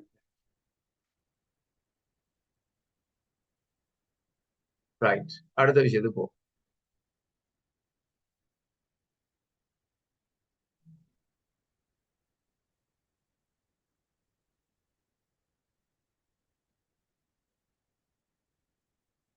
ரைட். அடுத்த விகித சம தேற்றம் பிள்ளைகள். நடுப்புள்ளி தேற்றம் நடுப்புள்ளி தேற்றத்தின் மறுதலை முடிஞ்சது. அதுல கொஞ்சம் கேள்விகள் பார்த்துட்டா இப்ப இயல்புத்த முக்கோணிகள் ஒரு முக்கோணி 2 பக்கங்களை எஞ்சிய பக்கத்துக்கு சமாந்தரமாக வரையும் ஒரு கோட்டினால் பிரித்து இப்படி பிரிச்சு விட்டோம்னா என்ன நடக்க முடியும்? இதுல பாருங்க, 3 சிச்சுவேஷன் காட்டி 3 சிச்சுவேஷன் காட்டி இருக்கு. என்ன பாருங்க முடியல. இதுல இந்த பிக்கு என்ற கோடு புள்ளியல் இந்த முக்கோணிக்கு இடையில வருது. முக்கோணி இந்த 2 பக்கத்துல வருது. இங்கே இந்த பிக்கு என்ற கோடு முக்கோணிக்கு கீழே வருது. சரியா? இன்னொரு படம். இங்க அந்த கோடு இந்த கோட்டுக்கு சமாந்தர கோட்டுக்கு மேல வருது. சரியா? இப்படியான என்ன சிச்சுவேஷன் வந்தாலும் எங்களோட தேற்றம் ஒன்றுதான். அப்ப தேற்றம் ஒரு முக்கோணியின் ஒரு பக்கத்துக்கு சமாந்தரமாக வரையும் கோடினால் எஞ்சிய 2 பக்கங்களும் வீத சமனாக பிரிக்கப்படும். சரியா? எங்கேயாவது நீங்க அப்ளை பண்ண வேண்டி வந்தா வரும். இப்படித்தான் இதுதான் இதன் கீழ் இது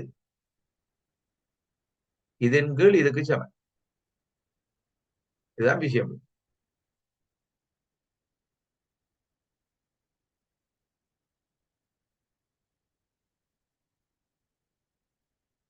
சரியா விளை?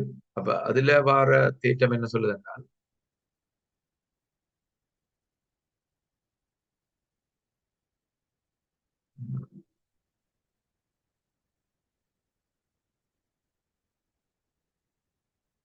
இந்த நிறுவல்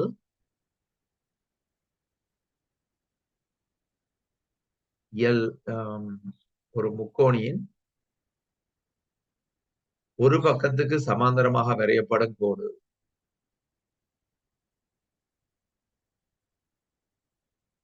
மற்ற இரு பக்கங்களை விகித சமனாக பிரிக்கும்.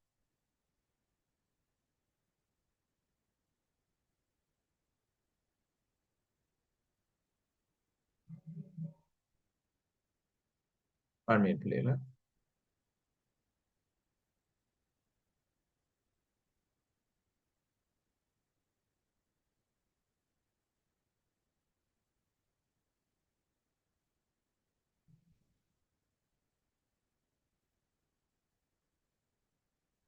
ஒரு பக்கத்துக்கு சமாந்தரமாக வரையப்பட்ட கோடு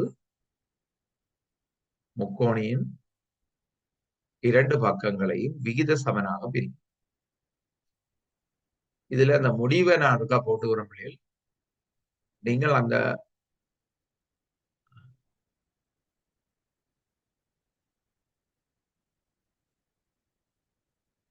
അതിന്റെ மறுதலையும் உண்மையா?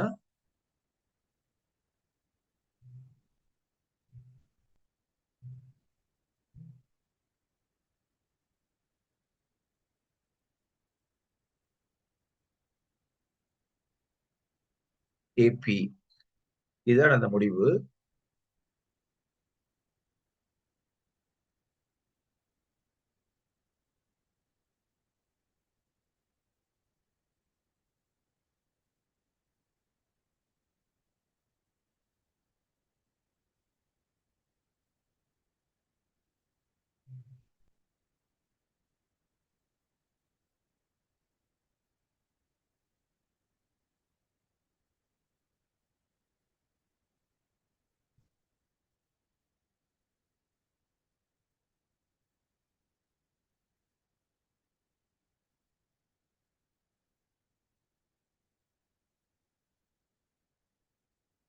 இதை பாருங்க பிள்ளைகள்.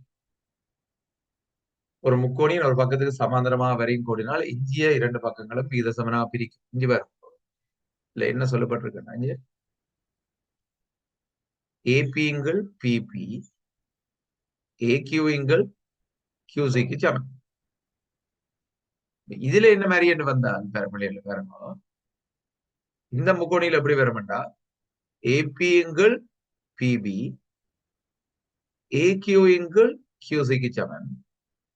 இதுல ஏபிங்கள் பிபி ஏகியூங்கள் கியூசிக்கு சமம்.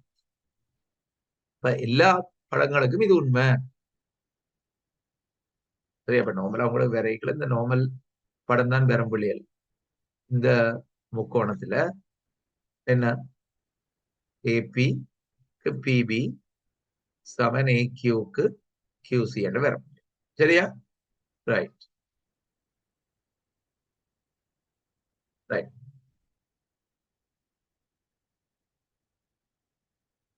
ரைட். இதுல உங்களுக்கு ரெண்டு கணக்கு இருக்கு புள்ளியல். இந்த ரெண்டு கணக்குக்கும் விடையே போடுங்க. இந்த ரெண்டு கணக்குக்கும் விடையே போடுங்க. இந்த தேற்றத்தை பயன்படுத்தி இந்த ரெண்டு கணக்குக்கும் என்ன விடையாண்டு போடுங்க.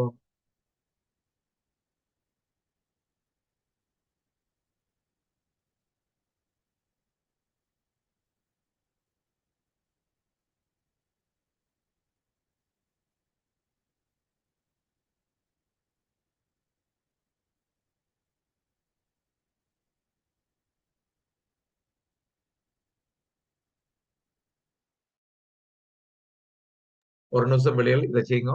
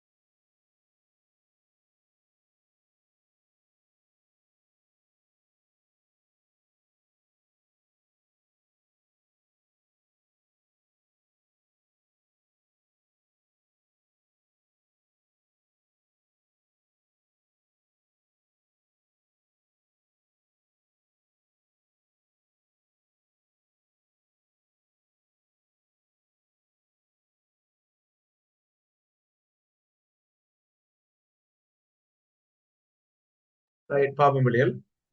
முதலாவது நாங்கள் அதுல நேரடியா நாங்கள் இதை பாவிக்கலாம். இங்க பாருங்க பிள்ளைகள், இந்த வீத சமத்தேற்றம் இதுக்கு சமாதானமா கருணம் என்றால் இந்த மூன்றின்கள் ஏ பாருங்க, மூன்றின்கள் ஏ சமன் என்ன சொல்லுங்க பிள்ளைகள்?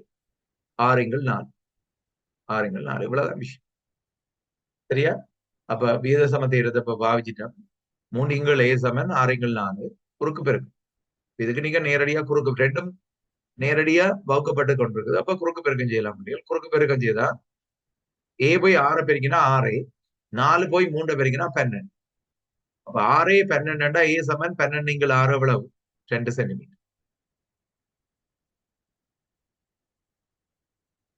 ரைட். அடுத்தது கூட ஓலவல் கணக்கு ஈஸியா வந்தது. இது கொஞ்சம் யோசிக்கணும்.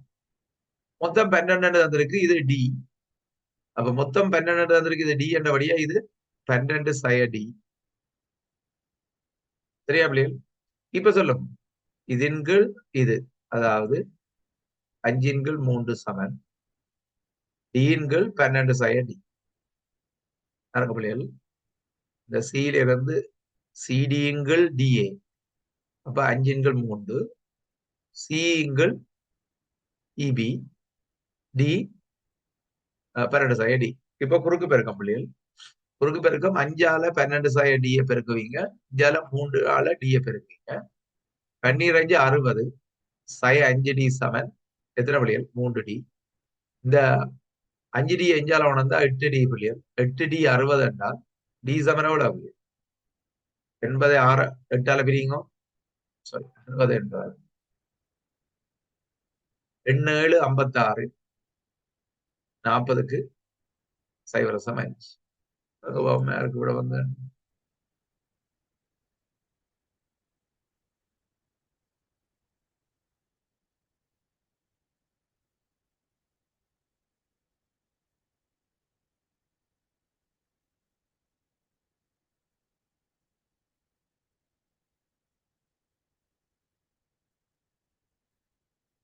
வெளுசம் 5 தானே பிள்ளைகள்?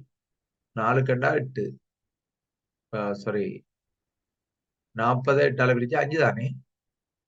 7 மட்டுமா போட்டுருக்கீங்க? சரா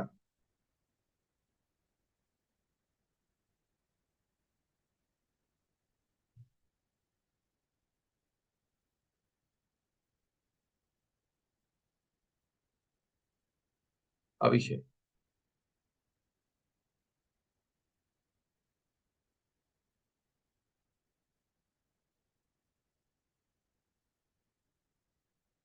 சரியா பிள்ளைகள்? இது சரியா? இந்த விட வந்தது வேறையா இருக்க? எத்தனை பேருக்கு வந்தது இந்த விட இருக்கா? கையெழுத்துக்குமா? எத்தனை பேருக்கு இந்த விட வந்தது? விகாஷ், ரைட். ஓகே பிள்ளைகள், ரைட். சரி பிள்ளைகள், நாங்கள் அடுத்த விஷயத்துக்கு போறோம். ரைட்,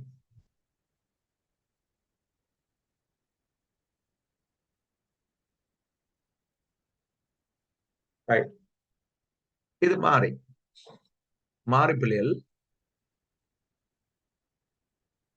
இந்த பிஏயின் கீழ் பிஏயின் கீழ் கியூஏ பிபியின் கீழ் ஆர்பிக்கு சமனண்டா, அதாவது இதன் கீழ் இதுன்றது இதன் கீழ் இதுக்கு சமனா இருந்தா பிள்ளைகள் இது சமாந்திரம். இதுதான் ഇതിന്റെ மறுதல். ஒரு நேர்கோடு முக்கோணி ஒன்றில் 2 பக்கங்களை வீத சமனாக பிரிக்குமாயின் அந்நேர்கோடு எஞ்சிய பக்கத்துக்கு சமாந்திரமாகும். சரியா? அது சமாந்திரமா இருக்கும். இது மறுதலை தேடி. அடுத்த தேர்தல் பார்ப்போம். இதுல இயல்பொத்த உருவங்கள் என்ன? இயல்பொத்த உருவங்கள் என்றால் எப்படி இருக்குமெண்டா, கோணங்கள் சமனா இருக்கும், ஒத்த பக்கங்கள் விகித சமனாக இருக்கும். அதாவது பிள்ளைகள் வேற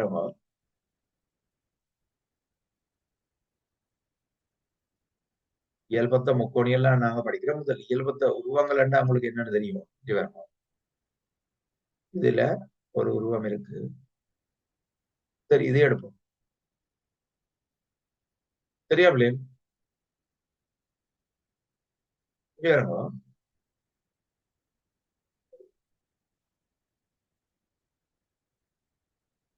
வேறங்க இது ரெண்டும் சாரி, இது ரெண்டும் இயல்பொத்த உருவகம்.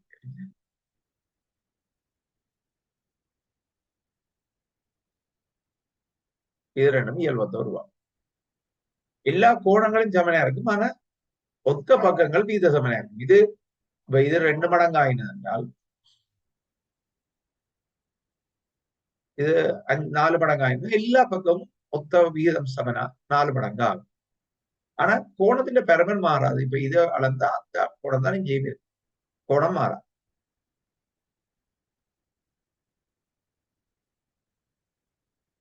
சரியா பிள்ளைகள்? ரைட். அப்ப கோணங்கள் சமனாகவும் ஒத்த பக்கங்கள் விகித சமனாகவும் இருக்கு. ரைட். இயல்பத்த முக்கோணியல் தேற்றம் இரண்டு முக்கோணிகள் சமகோணமுடைய ஆயின் அம்முக்கோணிகளின் ஒத்த பக்கங்கள் விகித சமனானவை. பிள்ளைகள் இதுல ரெண்டு முக்கோணி இருக்கு, சமகோணமுடையவை என்று அவையில் தரோம். இப்ப உதாரணத்துக்கு இது இதுக்கு சமன், இது இதுக்கு சமன், ரெண்டு கண்ட தந்தாச்சி அடிப்படையில் ஆட்டோமேட்டிக்கா மூன்றாவதுக்கு சமனா வந்துடும். என் பிள்ளைகள் எல்லா முக்கோணியும் கோணங்களையும் கொடுத்தவை 180 ரூபாய். அப்ப ஏதாவது ரெண்டு கோணம் தந்தா மூன்றாவது கோணத்தை நீங்க நார்மலா மூன்றாம் கோணம் என்று எழுதலாம். சரி, இப்ப வேறங்க இந்த முக்கோணியில சி என்பது ஆறுக்கு சமன், ஏ என்பது பிக்கு சமன், இவ்வளவுதான் தந்திருக்கு. ஆகவே இது நான் சொல்றேன் பி சமன் கியூ மூன்றாம் கோணம். ஆகவே இந்த ரெண்டு முக்கோணிகளும் இயல்பத்த முக்கோணியல். இந்த ரெண்டு முக்கோணிகளும் இயல்பத்த முக்கோணியல் பாருங்க. இனித்தான் முக்கியமான விஷயம். இங்க பாருங்க, இனித்தான் முக்கியமான விஷயம். இந்த இதுல ஒரு சிங்கிள் கோணம் இருக்கല്ലോ, இதுக்கு எதிரியுள்ள பக்கம் ஏபி. இங்க இந்த சிங்கிள் இருக்கല്ലോ, அதுக்கு எதிரே உள்ளது என்ன? பி சமன். இங்க டபுளுக்கு எதிரே என்ன இருக்கு? டபுளுக்கு எதிரே என்ன இருக்கு? பிசி. இங்க டபுளுக்கு எதிரே என்ன இருக்கு? ஆர்கியூ. இங்க இந்த டீட்டாண்டவே டபுள். டீட்டாக்கு எதிரே என்ன இருக்கு? ஏசி. இங்க டீட்டாக்கு எதிரே என்ன இருக்கு? பிஆர். இதுதான் பி. அப்ப இயல்பத்த முக்கோணிகளின் பக்கங்கள் வீத சமனா இருக்கு. சரியா விளங்கிட்டு அப்படியே எப்படி நான் அதை போட்டேனாண்டு. இப்ப ரெண்டு முக்கோணிகள் இயல்பத்த முக்கோணிகள் தந்தால் நீங்கள் இப்படி எழுதலாம்.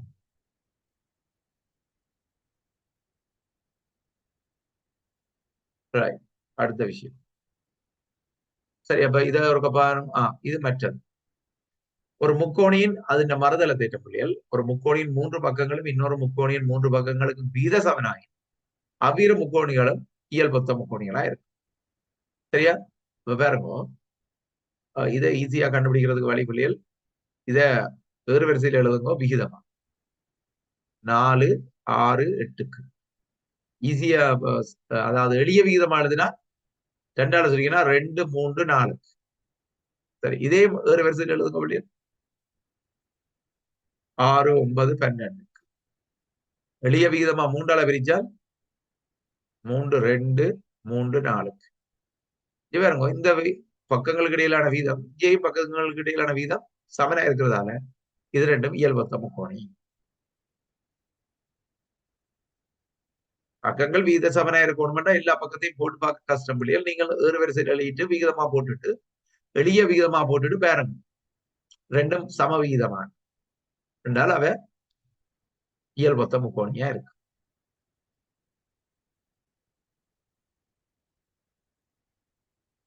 பைதகரஸின் தேற்றம் உங்களுக்கு தெரியும் பிள்ளைகள். பைதகரஸ் தேற்றம் என்ன சொல்லுது? ABCD EF G HI. Pythagoras தேற்றம் பிள்ளைகள் கிரேட் 9லயே நீங்க படிச்சிட்டீங்க. ஒரு முக்கோணியின் செம்பக்கத்தின் மீது வரையப்படுற சதுரத்தின் பரப்பளவு. அப்ப என்ன சதுரம்? சதுரத்தின் பரப்பளவு ACDE வந்து என்னதுக்கு சமன் என்றால் சதுரம் மற்ற பக்கத்தில் ABGF சக BCIH. சதுரம் BCIH பரப்பளவு இப்படி போடலாம் பிள்ளைகள். அதுல ஏசி வர்க்கத்தின் பரப்பளவு, ஏபி வர்க்கத்தின் பரப்பளவு சக பிசி வர்க்கத்தின் ஏசி வர்க்கத்தின் பெருமானம் ஏபி வர்க்கத்திന്റെയും பிசி வர்க்கத்திന്റെയും பெருமானத்தின் கூட்டுத்தொகைக்கு சமன். இதுதான் பைதகரஸ் தேற்றம். இதுல நான் பெருசா கிடைக்கல.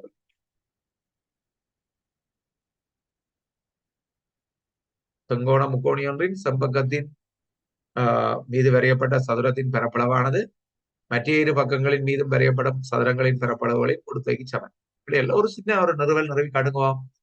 ஏபிசிடி ஒரு சதுரமாகும். ஏசி வர்க்கம் சமன் 2 ஏபி வர்க்கம் என்று நிறுவி காட்டுங்குவோம்.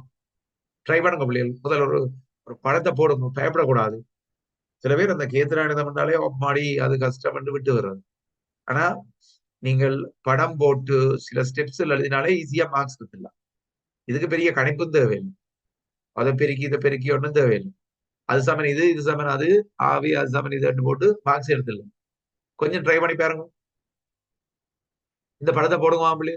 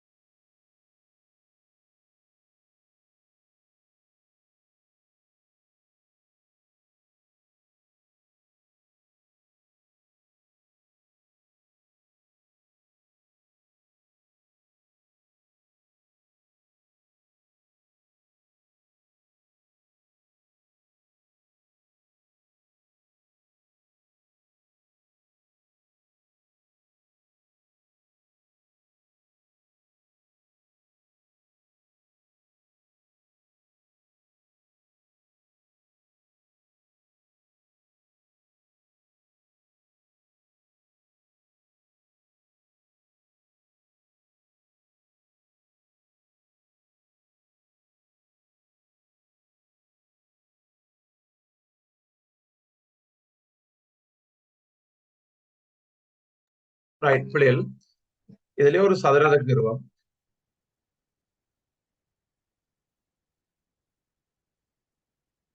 பாருங்க, ஒரு சதுரம் 1 2 3 1 2.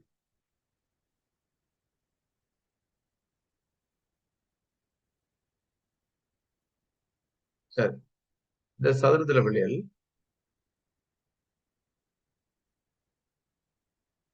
ஏபிசிடி ஒரு ஒழுங்குல போடுறோம். ஏபிசிடி இதுல ஏசி, ஏசியை இணைக்கிறோம் பிள்ளைகள். சரி, இப்ப என்ன சொல்ல போறீங்க? ஏசி வர்க்கம் சமன் ஏபி வர்க்கம் சக பிசி வர்க்கம். இவ்வளவுதான் விஷயம். then Pythagoras state.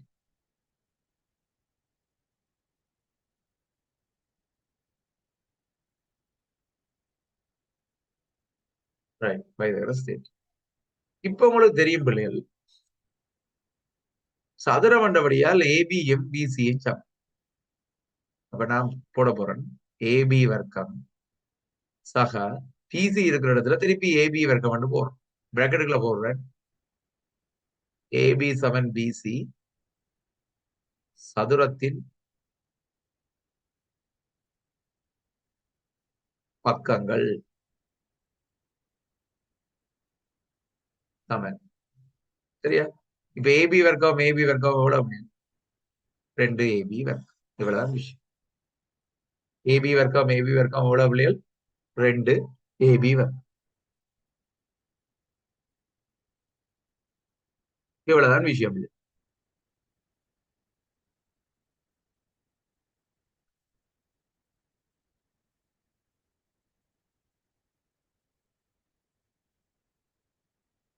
ரைட், அடுத்தது போகும் பிள்ளைகள், இது ஒரு ஆழம் சுலபமான ஒரு நிறுவனம். ரைட், பட்ட நாட்பக்கல். அப்ப பட்ட நாட்பக்கல் என்னண்டா பிள்ளைகள்? ஒரு நாட்பக்கலின் உச்சியல் ஒரே வட்டத்தில் அமைஞ்சிருந்தாலா அப்படியா கவனிங்க. ஒரு நாட்பகலின் எல்லா உச்சிகளும் ஒரு 1 2 3 4 உச்சிகளும் ஒரே வட்டத்தில் அமைஞ்சிருந்தா இது வட்ட நாட். 1 2 3 4 உச்சியும் ஒரே வட்டத்தில் அமைஞ்சிருக்கு, வட்ட நாட்பக்கல். 1 2 3 தான் வட்டத்தில் அமைஞ்சிருக்கு, அப்ப இது வட்ட நாட்பக்கல் இல்ல. 1 2 3 3 தான் வட்டத்துல இருக்கு, மற்றது 1 உள்ளுக்குள்ள இருக்கு, அப்ப வட்ட நாட்பக்கல் இல்லை. அப்ப ஒரு நாட்பக்கலின் உச்சிகள் எல்லாம் ஒரே வட்டத்தில் அமைஞ்சிருந்தால், சரியா, 4 உச்சிகளும் ஒரே வட்டத்தில் அமைஞ்சிருந்தால் அது வட்ட நாட்பக்கல். ஒரு வட்ட நாட்பக்கலின் எதிர்ப்பு கோணங்கள் மிக நிரப்பிகளா. அப்ப இதுல என்ன முடிவு என்ன பிள்ளைகள்? இது வரணும், இந்த கோணத்தையும் இந்த கோணத்தையும் கூட்ட எவ்வளவு? 180 பாகை வரணும் என்றுதான் அந்த தேற்றம். அதை ஈஸியா நிறுவலாம் பிள்ளைகள். இதை நான் எக்ஸ்டெண்ட் வச்சால், ரைட், இதை நான் எக்ஸ்டெண்ட் வச்சால் இது 2x. இது ஏற்றுக்கொள்றீங்களா பிள்ளைகள்? ஏனென்றா ஒரு வில் மையத்தில் எதிரமைக்கிற கோணம் பரிதியில் எதிரமைக்கிற கோணத்துக்கு 2 மடங்கு. அப்ப இது x என்றா இது 2x. மாறி இது y என்று வச்சா பிள்ளைகள் இந்த பெரிய பெரிய வில்ல ஏடிசி என்ற வில் மையத்தில் எதிரமைக்கிற கோணம் அதுல 2 மடங்கா இருக்கும். அப்ப அது 2 y. ஆனா இப்ப எங்களுக்கு என்ன முடிவு தெரியுதுன்றா பிள்ளைகள், இந்த ஒரு புள்ளியை சுத்தி 2xம் 2yயும் இருக்கு. அப்ப அந்த 2xையும் 2yையும் கூட்டியதுல எங்களுக்கு 360 வரும். என்னடா ஒரு புள்ளியை சுத்தி உள்ள கோணமா இருக்கிறதால இப்ப 2x 2yயோட கூட்டியக்குள்ள 360ண்டா x yயோட கூட்டியக்குள்ள எவ்வளவு 180 பாகை. x yயோட கூட்டியக்குள்ள என்ன வருது 180 பாகை. இவ்வளவுதான் விஷயம்.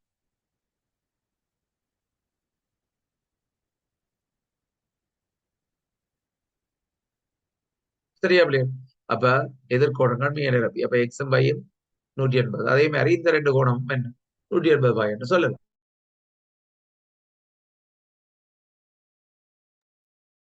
சரியா பிள்ளைகள்? வட்ட நாற்பக்களின் எதிர்கோணங்கள் மீ நிரப்பிகள் ஆகும்.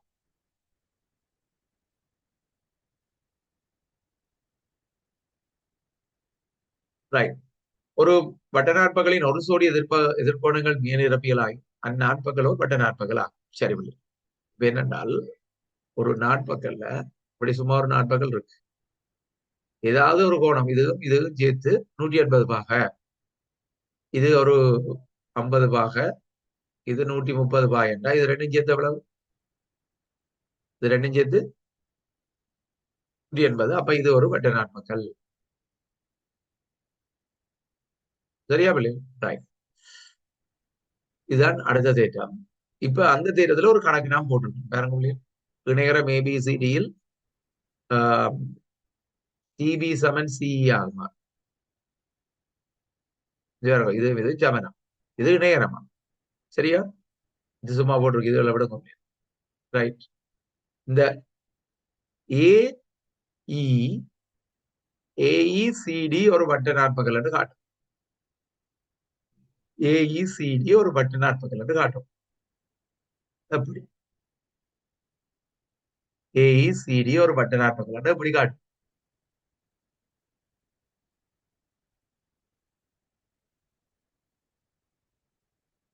என்ன காட்டணும் பிள்ளைகள்? நீங்கள் எதிர்கோணங்கள் 180 பாய் என்று காட்டும் நாற்பகலில். இது எக்ஸ் என்று வெப்பம், இது எக்ஸ் என்றா இது எவ்வளவு பிள்ளைகள்? எக்ஸ். ஏனென்றால் இணையரத்தின் எதிர்கோணங்கள் சமன் என்று படிச்சுட்டேன். இணையரத்தின் எதிர்கோணங்கள் சமன் என்று படிச்சுட்டேன். இப்ப இது எக்ஸ் என்றால் ஒரு நேர்கோடா இருக்கிறதால இது 180 எக்ஸ் பிள்ளைகள். சரியா பிள்ளைகள்? இப்ப இது நேர்கோடு, இது எக்ஸா இருக்கிறதால இது 180 எக்ஸ். இப்ப இது 180 எக்ஸா இருக்கிறதால இது என்ன? இது 180 எக்ஸ் தான். சரியா பிள்ளைகள்? இது 180 எக்ஸ், இதுவும் எவ்வளவு 180 எக்ஸ். ஏன்? சமனான பக்கங்களுக்கு எதிரே உள்ள கோணங்கள் சமம். இப்ப சொல்லுங்க பிள்ளைகள், இந்த மொத்த நாற்பகல்லையுமே இது எக்ஸ், இது 180 எக்ஸ். ரெண்டையும் கூட்டினா அவ்வளவு எக்ஸை 180 எக்ஸை கூட்டினா அவ்வளவு இது மிதம் வெட்டுப்பட்டு 180. அப்ப இது என்ன பிள்ளைகள்? ஒரு வட்ட நாற்பகல். பாருங்க பிடிச்சது நாங்கள் இது எக்ஸ் எடுத்தோம், இது எக்ஸ். இது எக்ஸ் எடுத்தா இது 180 எக்ஸ். ஆனா இது ரெண்டும் சமரண்டபடியா இது 180 180 எக்ஸ். அப்ப இந்த எக்ஸும் இந்த 180 எக்ஸும் 180. ஆகவே இது ஒரு வட்ட நாற்பகல்.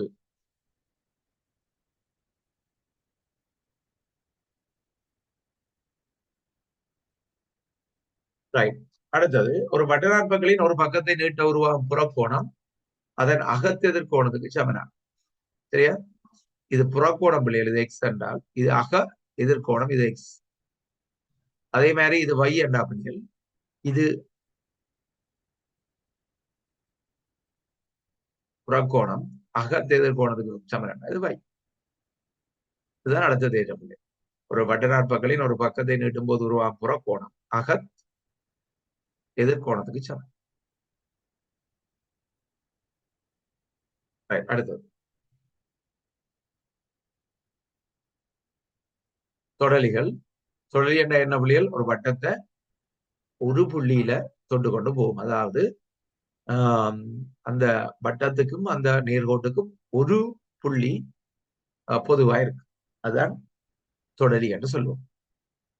ரைட். அப்ப முதலாவது ஒரு வட்டத்தின் மீது உள்ள ஒரு புள்ளியினூடாக அரைக்கு செங்குத்தாக வரையப்பட்ட கோடு தொடரி என்று சொல்றோம். சரியா? வேற புள்ளிகள் ஒரு புள்ளியில அரைக்கு செங்குத்தா இருந்தா இவர் இந்த பிசி வந்து தொடரி. பிசிக்கு என்ன பேர்? தொடலி. சரியா பிள்ளைகள்?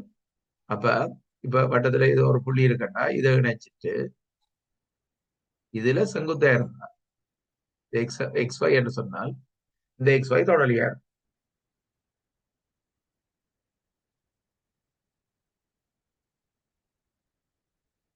ரைட்.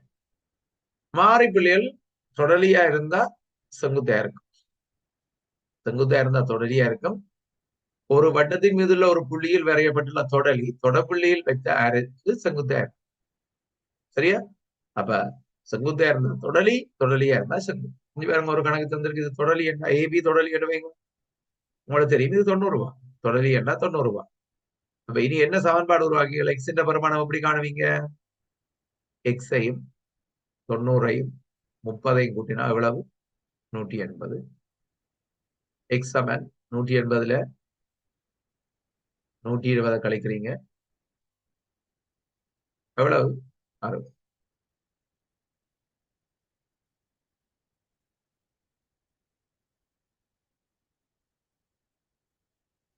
அடுத்து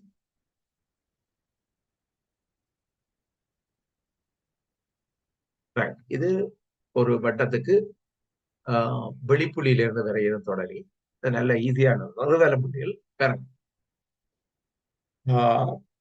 ஒரு வெளிப்புள்ளியில இருந்து வட்டத்துக்கு 2 தொடலிகள் கீறலாம்.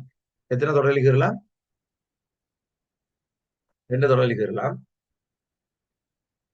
அந்த 2 தொடலிகளும் நீளத்தில் சமனானவையா இருக்கும். புறப்புள்ளியையும் வட்டத்தின் மையத்தையும் இணைக்கும் நேர்கோடு 2 தொடலிக்கும் இடையிலான கோணத்தை இரு சமகூரிடும். தொடலிகள் மையத்தில் சமனான கோணத்தை எதிரமை.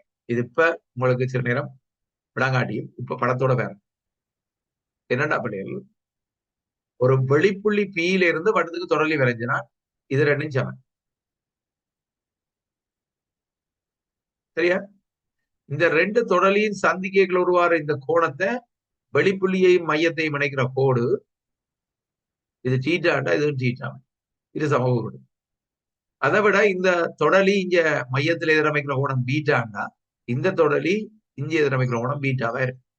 சும்மா குறியிருப்பேன் ஏ என்ற ஏ ஆயிருக்கு. இதான இந்த தேட்டம். இது ஈஸி பிள்ளைகள். இப்ப தொடலி என்றபடியா 90 பாகமே இந்த 2 முக்கோணியம் ஒருங்கி செய்ய பண்ணலாம். ஏனென்றா செம்பக்கம் பொது மற்றொரு பக்கம் இன்னொரு பக்கத்துக்கு சமன். அவை செம்பக்கம் பக்கம் என்ற நிபந்தனையில இந்த 2 முக்கோணிகளும் ஒருங்கி செய்யறதாக இதுல தரப்பட்ட அவ்வளவும் சமன். அதாவது தொடலிகள் நீளத்துல சமனாக இருக்கு. தொடலிகள் சந்திக்கும் போது உருவாகும் கோணத்தை மையத்தையும் வெளிப்புள்ளியை இணைக்கும் கோட்டினால் இரு சமகூடப்படும். மற்றது தொடலிகள் மையத்தில் அமைக்கிற கோணம் சமன.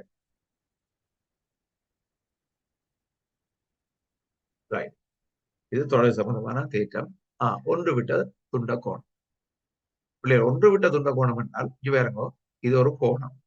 இது ஒரு துண்டம் இருக்கு. இவருங்க இந்த நிலற்றப்படாம இருக்கிறது ஒரு துண்டம். அடுத்த துண்டம் பாருங்க நிலற்றப்பட்டிருக்கு. ஒரு லைட் கலர் போட்டிருக்கு. அந்த துண்டம் இந்த வட்டத்தில் எதிரமைக்கிற கோணம் இது இது என்ன இது என்ன இதுதான் அடுத்த தேற்றம். ஒரு துண்டம் இந்த தொடலியோட எதிரமைக்கிற கோணம் இந்த கோணம் ஒன்று விட்ட வட்டத்துண்ட கோணத்துக்கு சமன். அப்ப இது சமன். அடுத்த பாருங்க. ஒரு வட்டத்துக்கு வரைந்த தொடலிக்கு தொடர்புள்ளியில் வரைந்த நாணுக்கும் இடையில் உள்ள கோணம் ஒன்று விட்ட வட்டத்துண்ட கோணத்துக்கு அந்நாணினால் எதிரமைக்கப்படும் கோணத்துக்கு சமனாகும். இது எக்ஸ் என்றா பிள்ளைகள். இது எக்ஸ். இது y என்றால் இது y.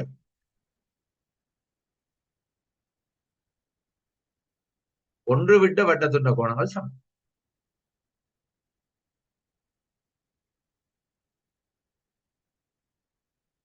சரியா பிள்ளைகள்?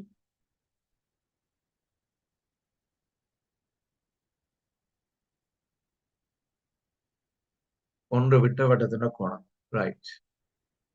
இவ்வளவுதான் இன்றைக்கு நாங்க படிச்ச விஷயம். ஒருக்கா திருப்பியும் சொல்றேன்னு ஒருக்கா குயிக்கா பாருங்க பிள்ளைகள். நாங்கள் இன்றைக்கு படிச்சது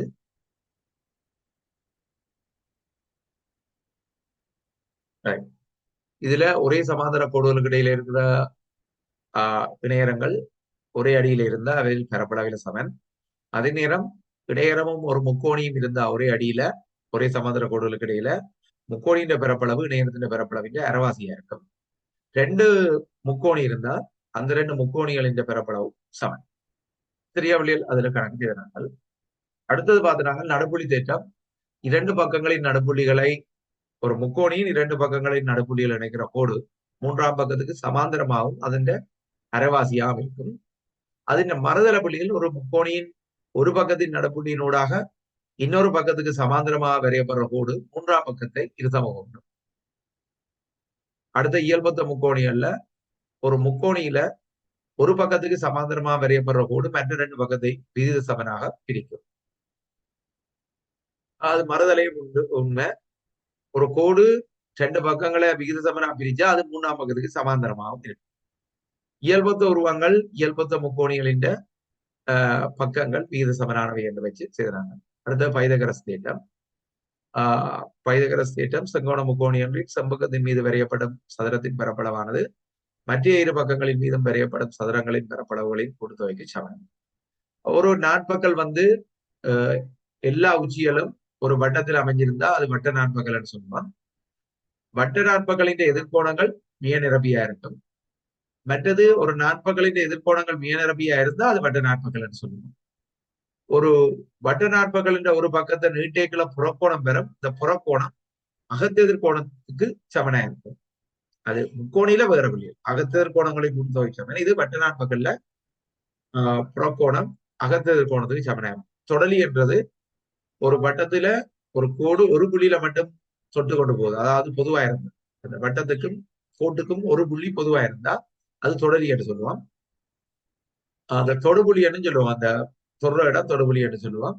அப்ப தொடலி அரையோட நினைக்கிற கோட்டுக்கு செங்குத்தா இருக்கும். செங்குத்தா இருந்தா அது தொடலியா இருக்கும். வெளிப்புள்ளியில இருந்து வட்டத்துக்கு தொடரிகள் வரைஞ்சால் அந்த தொடரிகள் நீளத்துல சமனா இருக்கும். அந்த தொடரிகள் சந்திக்கும் போது உருவாகும் கோணம் மையத்தையும் வெளிப்புள்ளியையும் இணைக்கிற கோட்டால இது சமகோணம். அதை விட தொடலிகள் மையத்துல எதிரமைக்கிற கோணங்கள் சமநேகம். அடுத்தது ஒன்று விட்ட வட்டத்தின் கோணம். இதுல உங்களுக்கு ஒன்று விட்ட வட்டத்தின் கோணம் குறி காட்டினால் அவையில் சமநேகம். சரியா பிள்ளைகள்? ஓகே. நான் தேங்க் பண்ணணும் கஜன் சாருக்கு. கஜன் சார் தான் உங்களுக்கு இந்த ஜூம் லிங்க தந்தவர். அவருக்கும் தேங்க் பண்ணிட்டு கலந்து கொண்ட ஆக்களுக்கும் பெஸ்ட் விஷஸ் உங்களோட உழவலுக்கு பாப்ப நான் இடையில உங்களுக்கு அடுத்தது டைம் இருந்தா உங்களுக்கு அதை தொடருவேன்.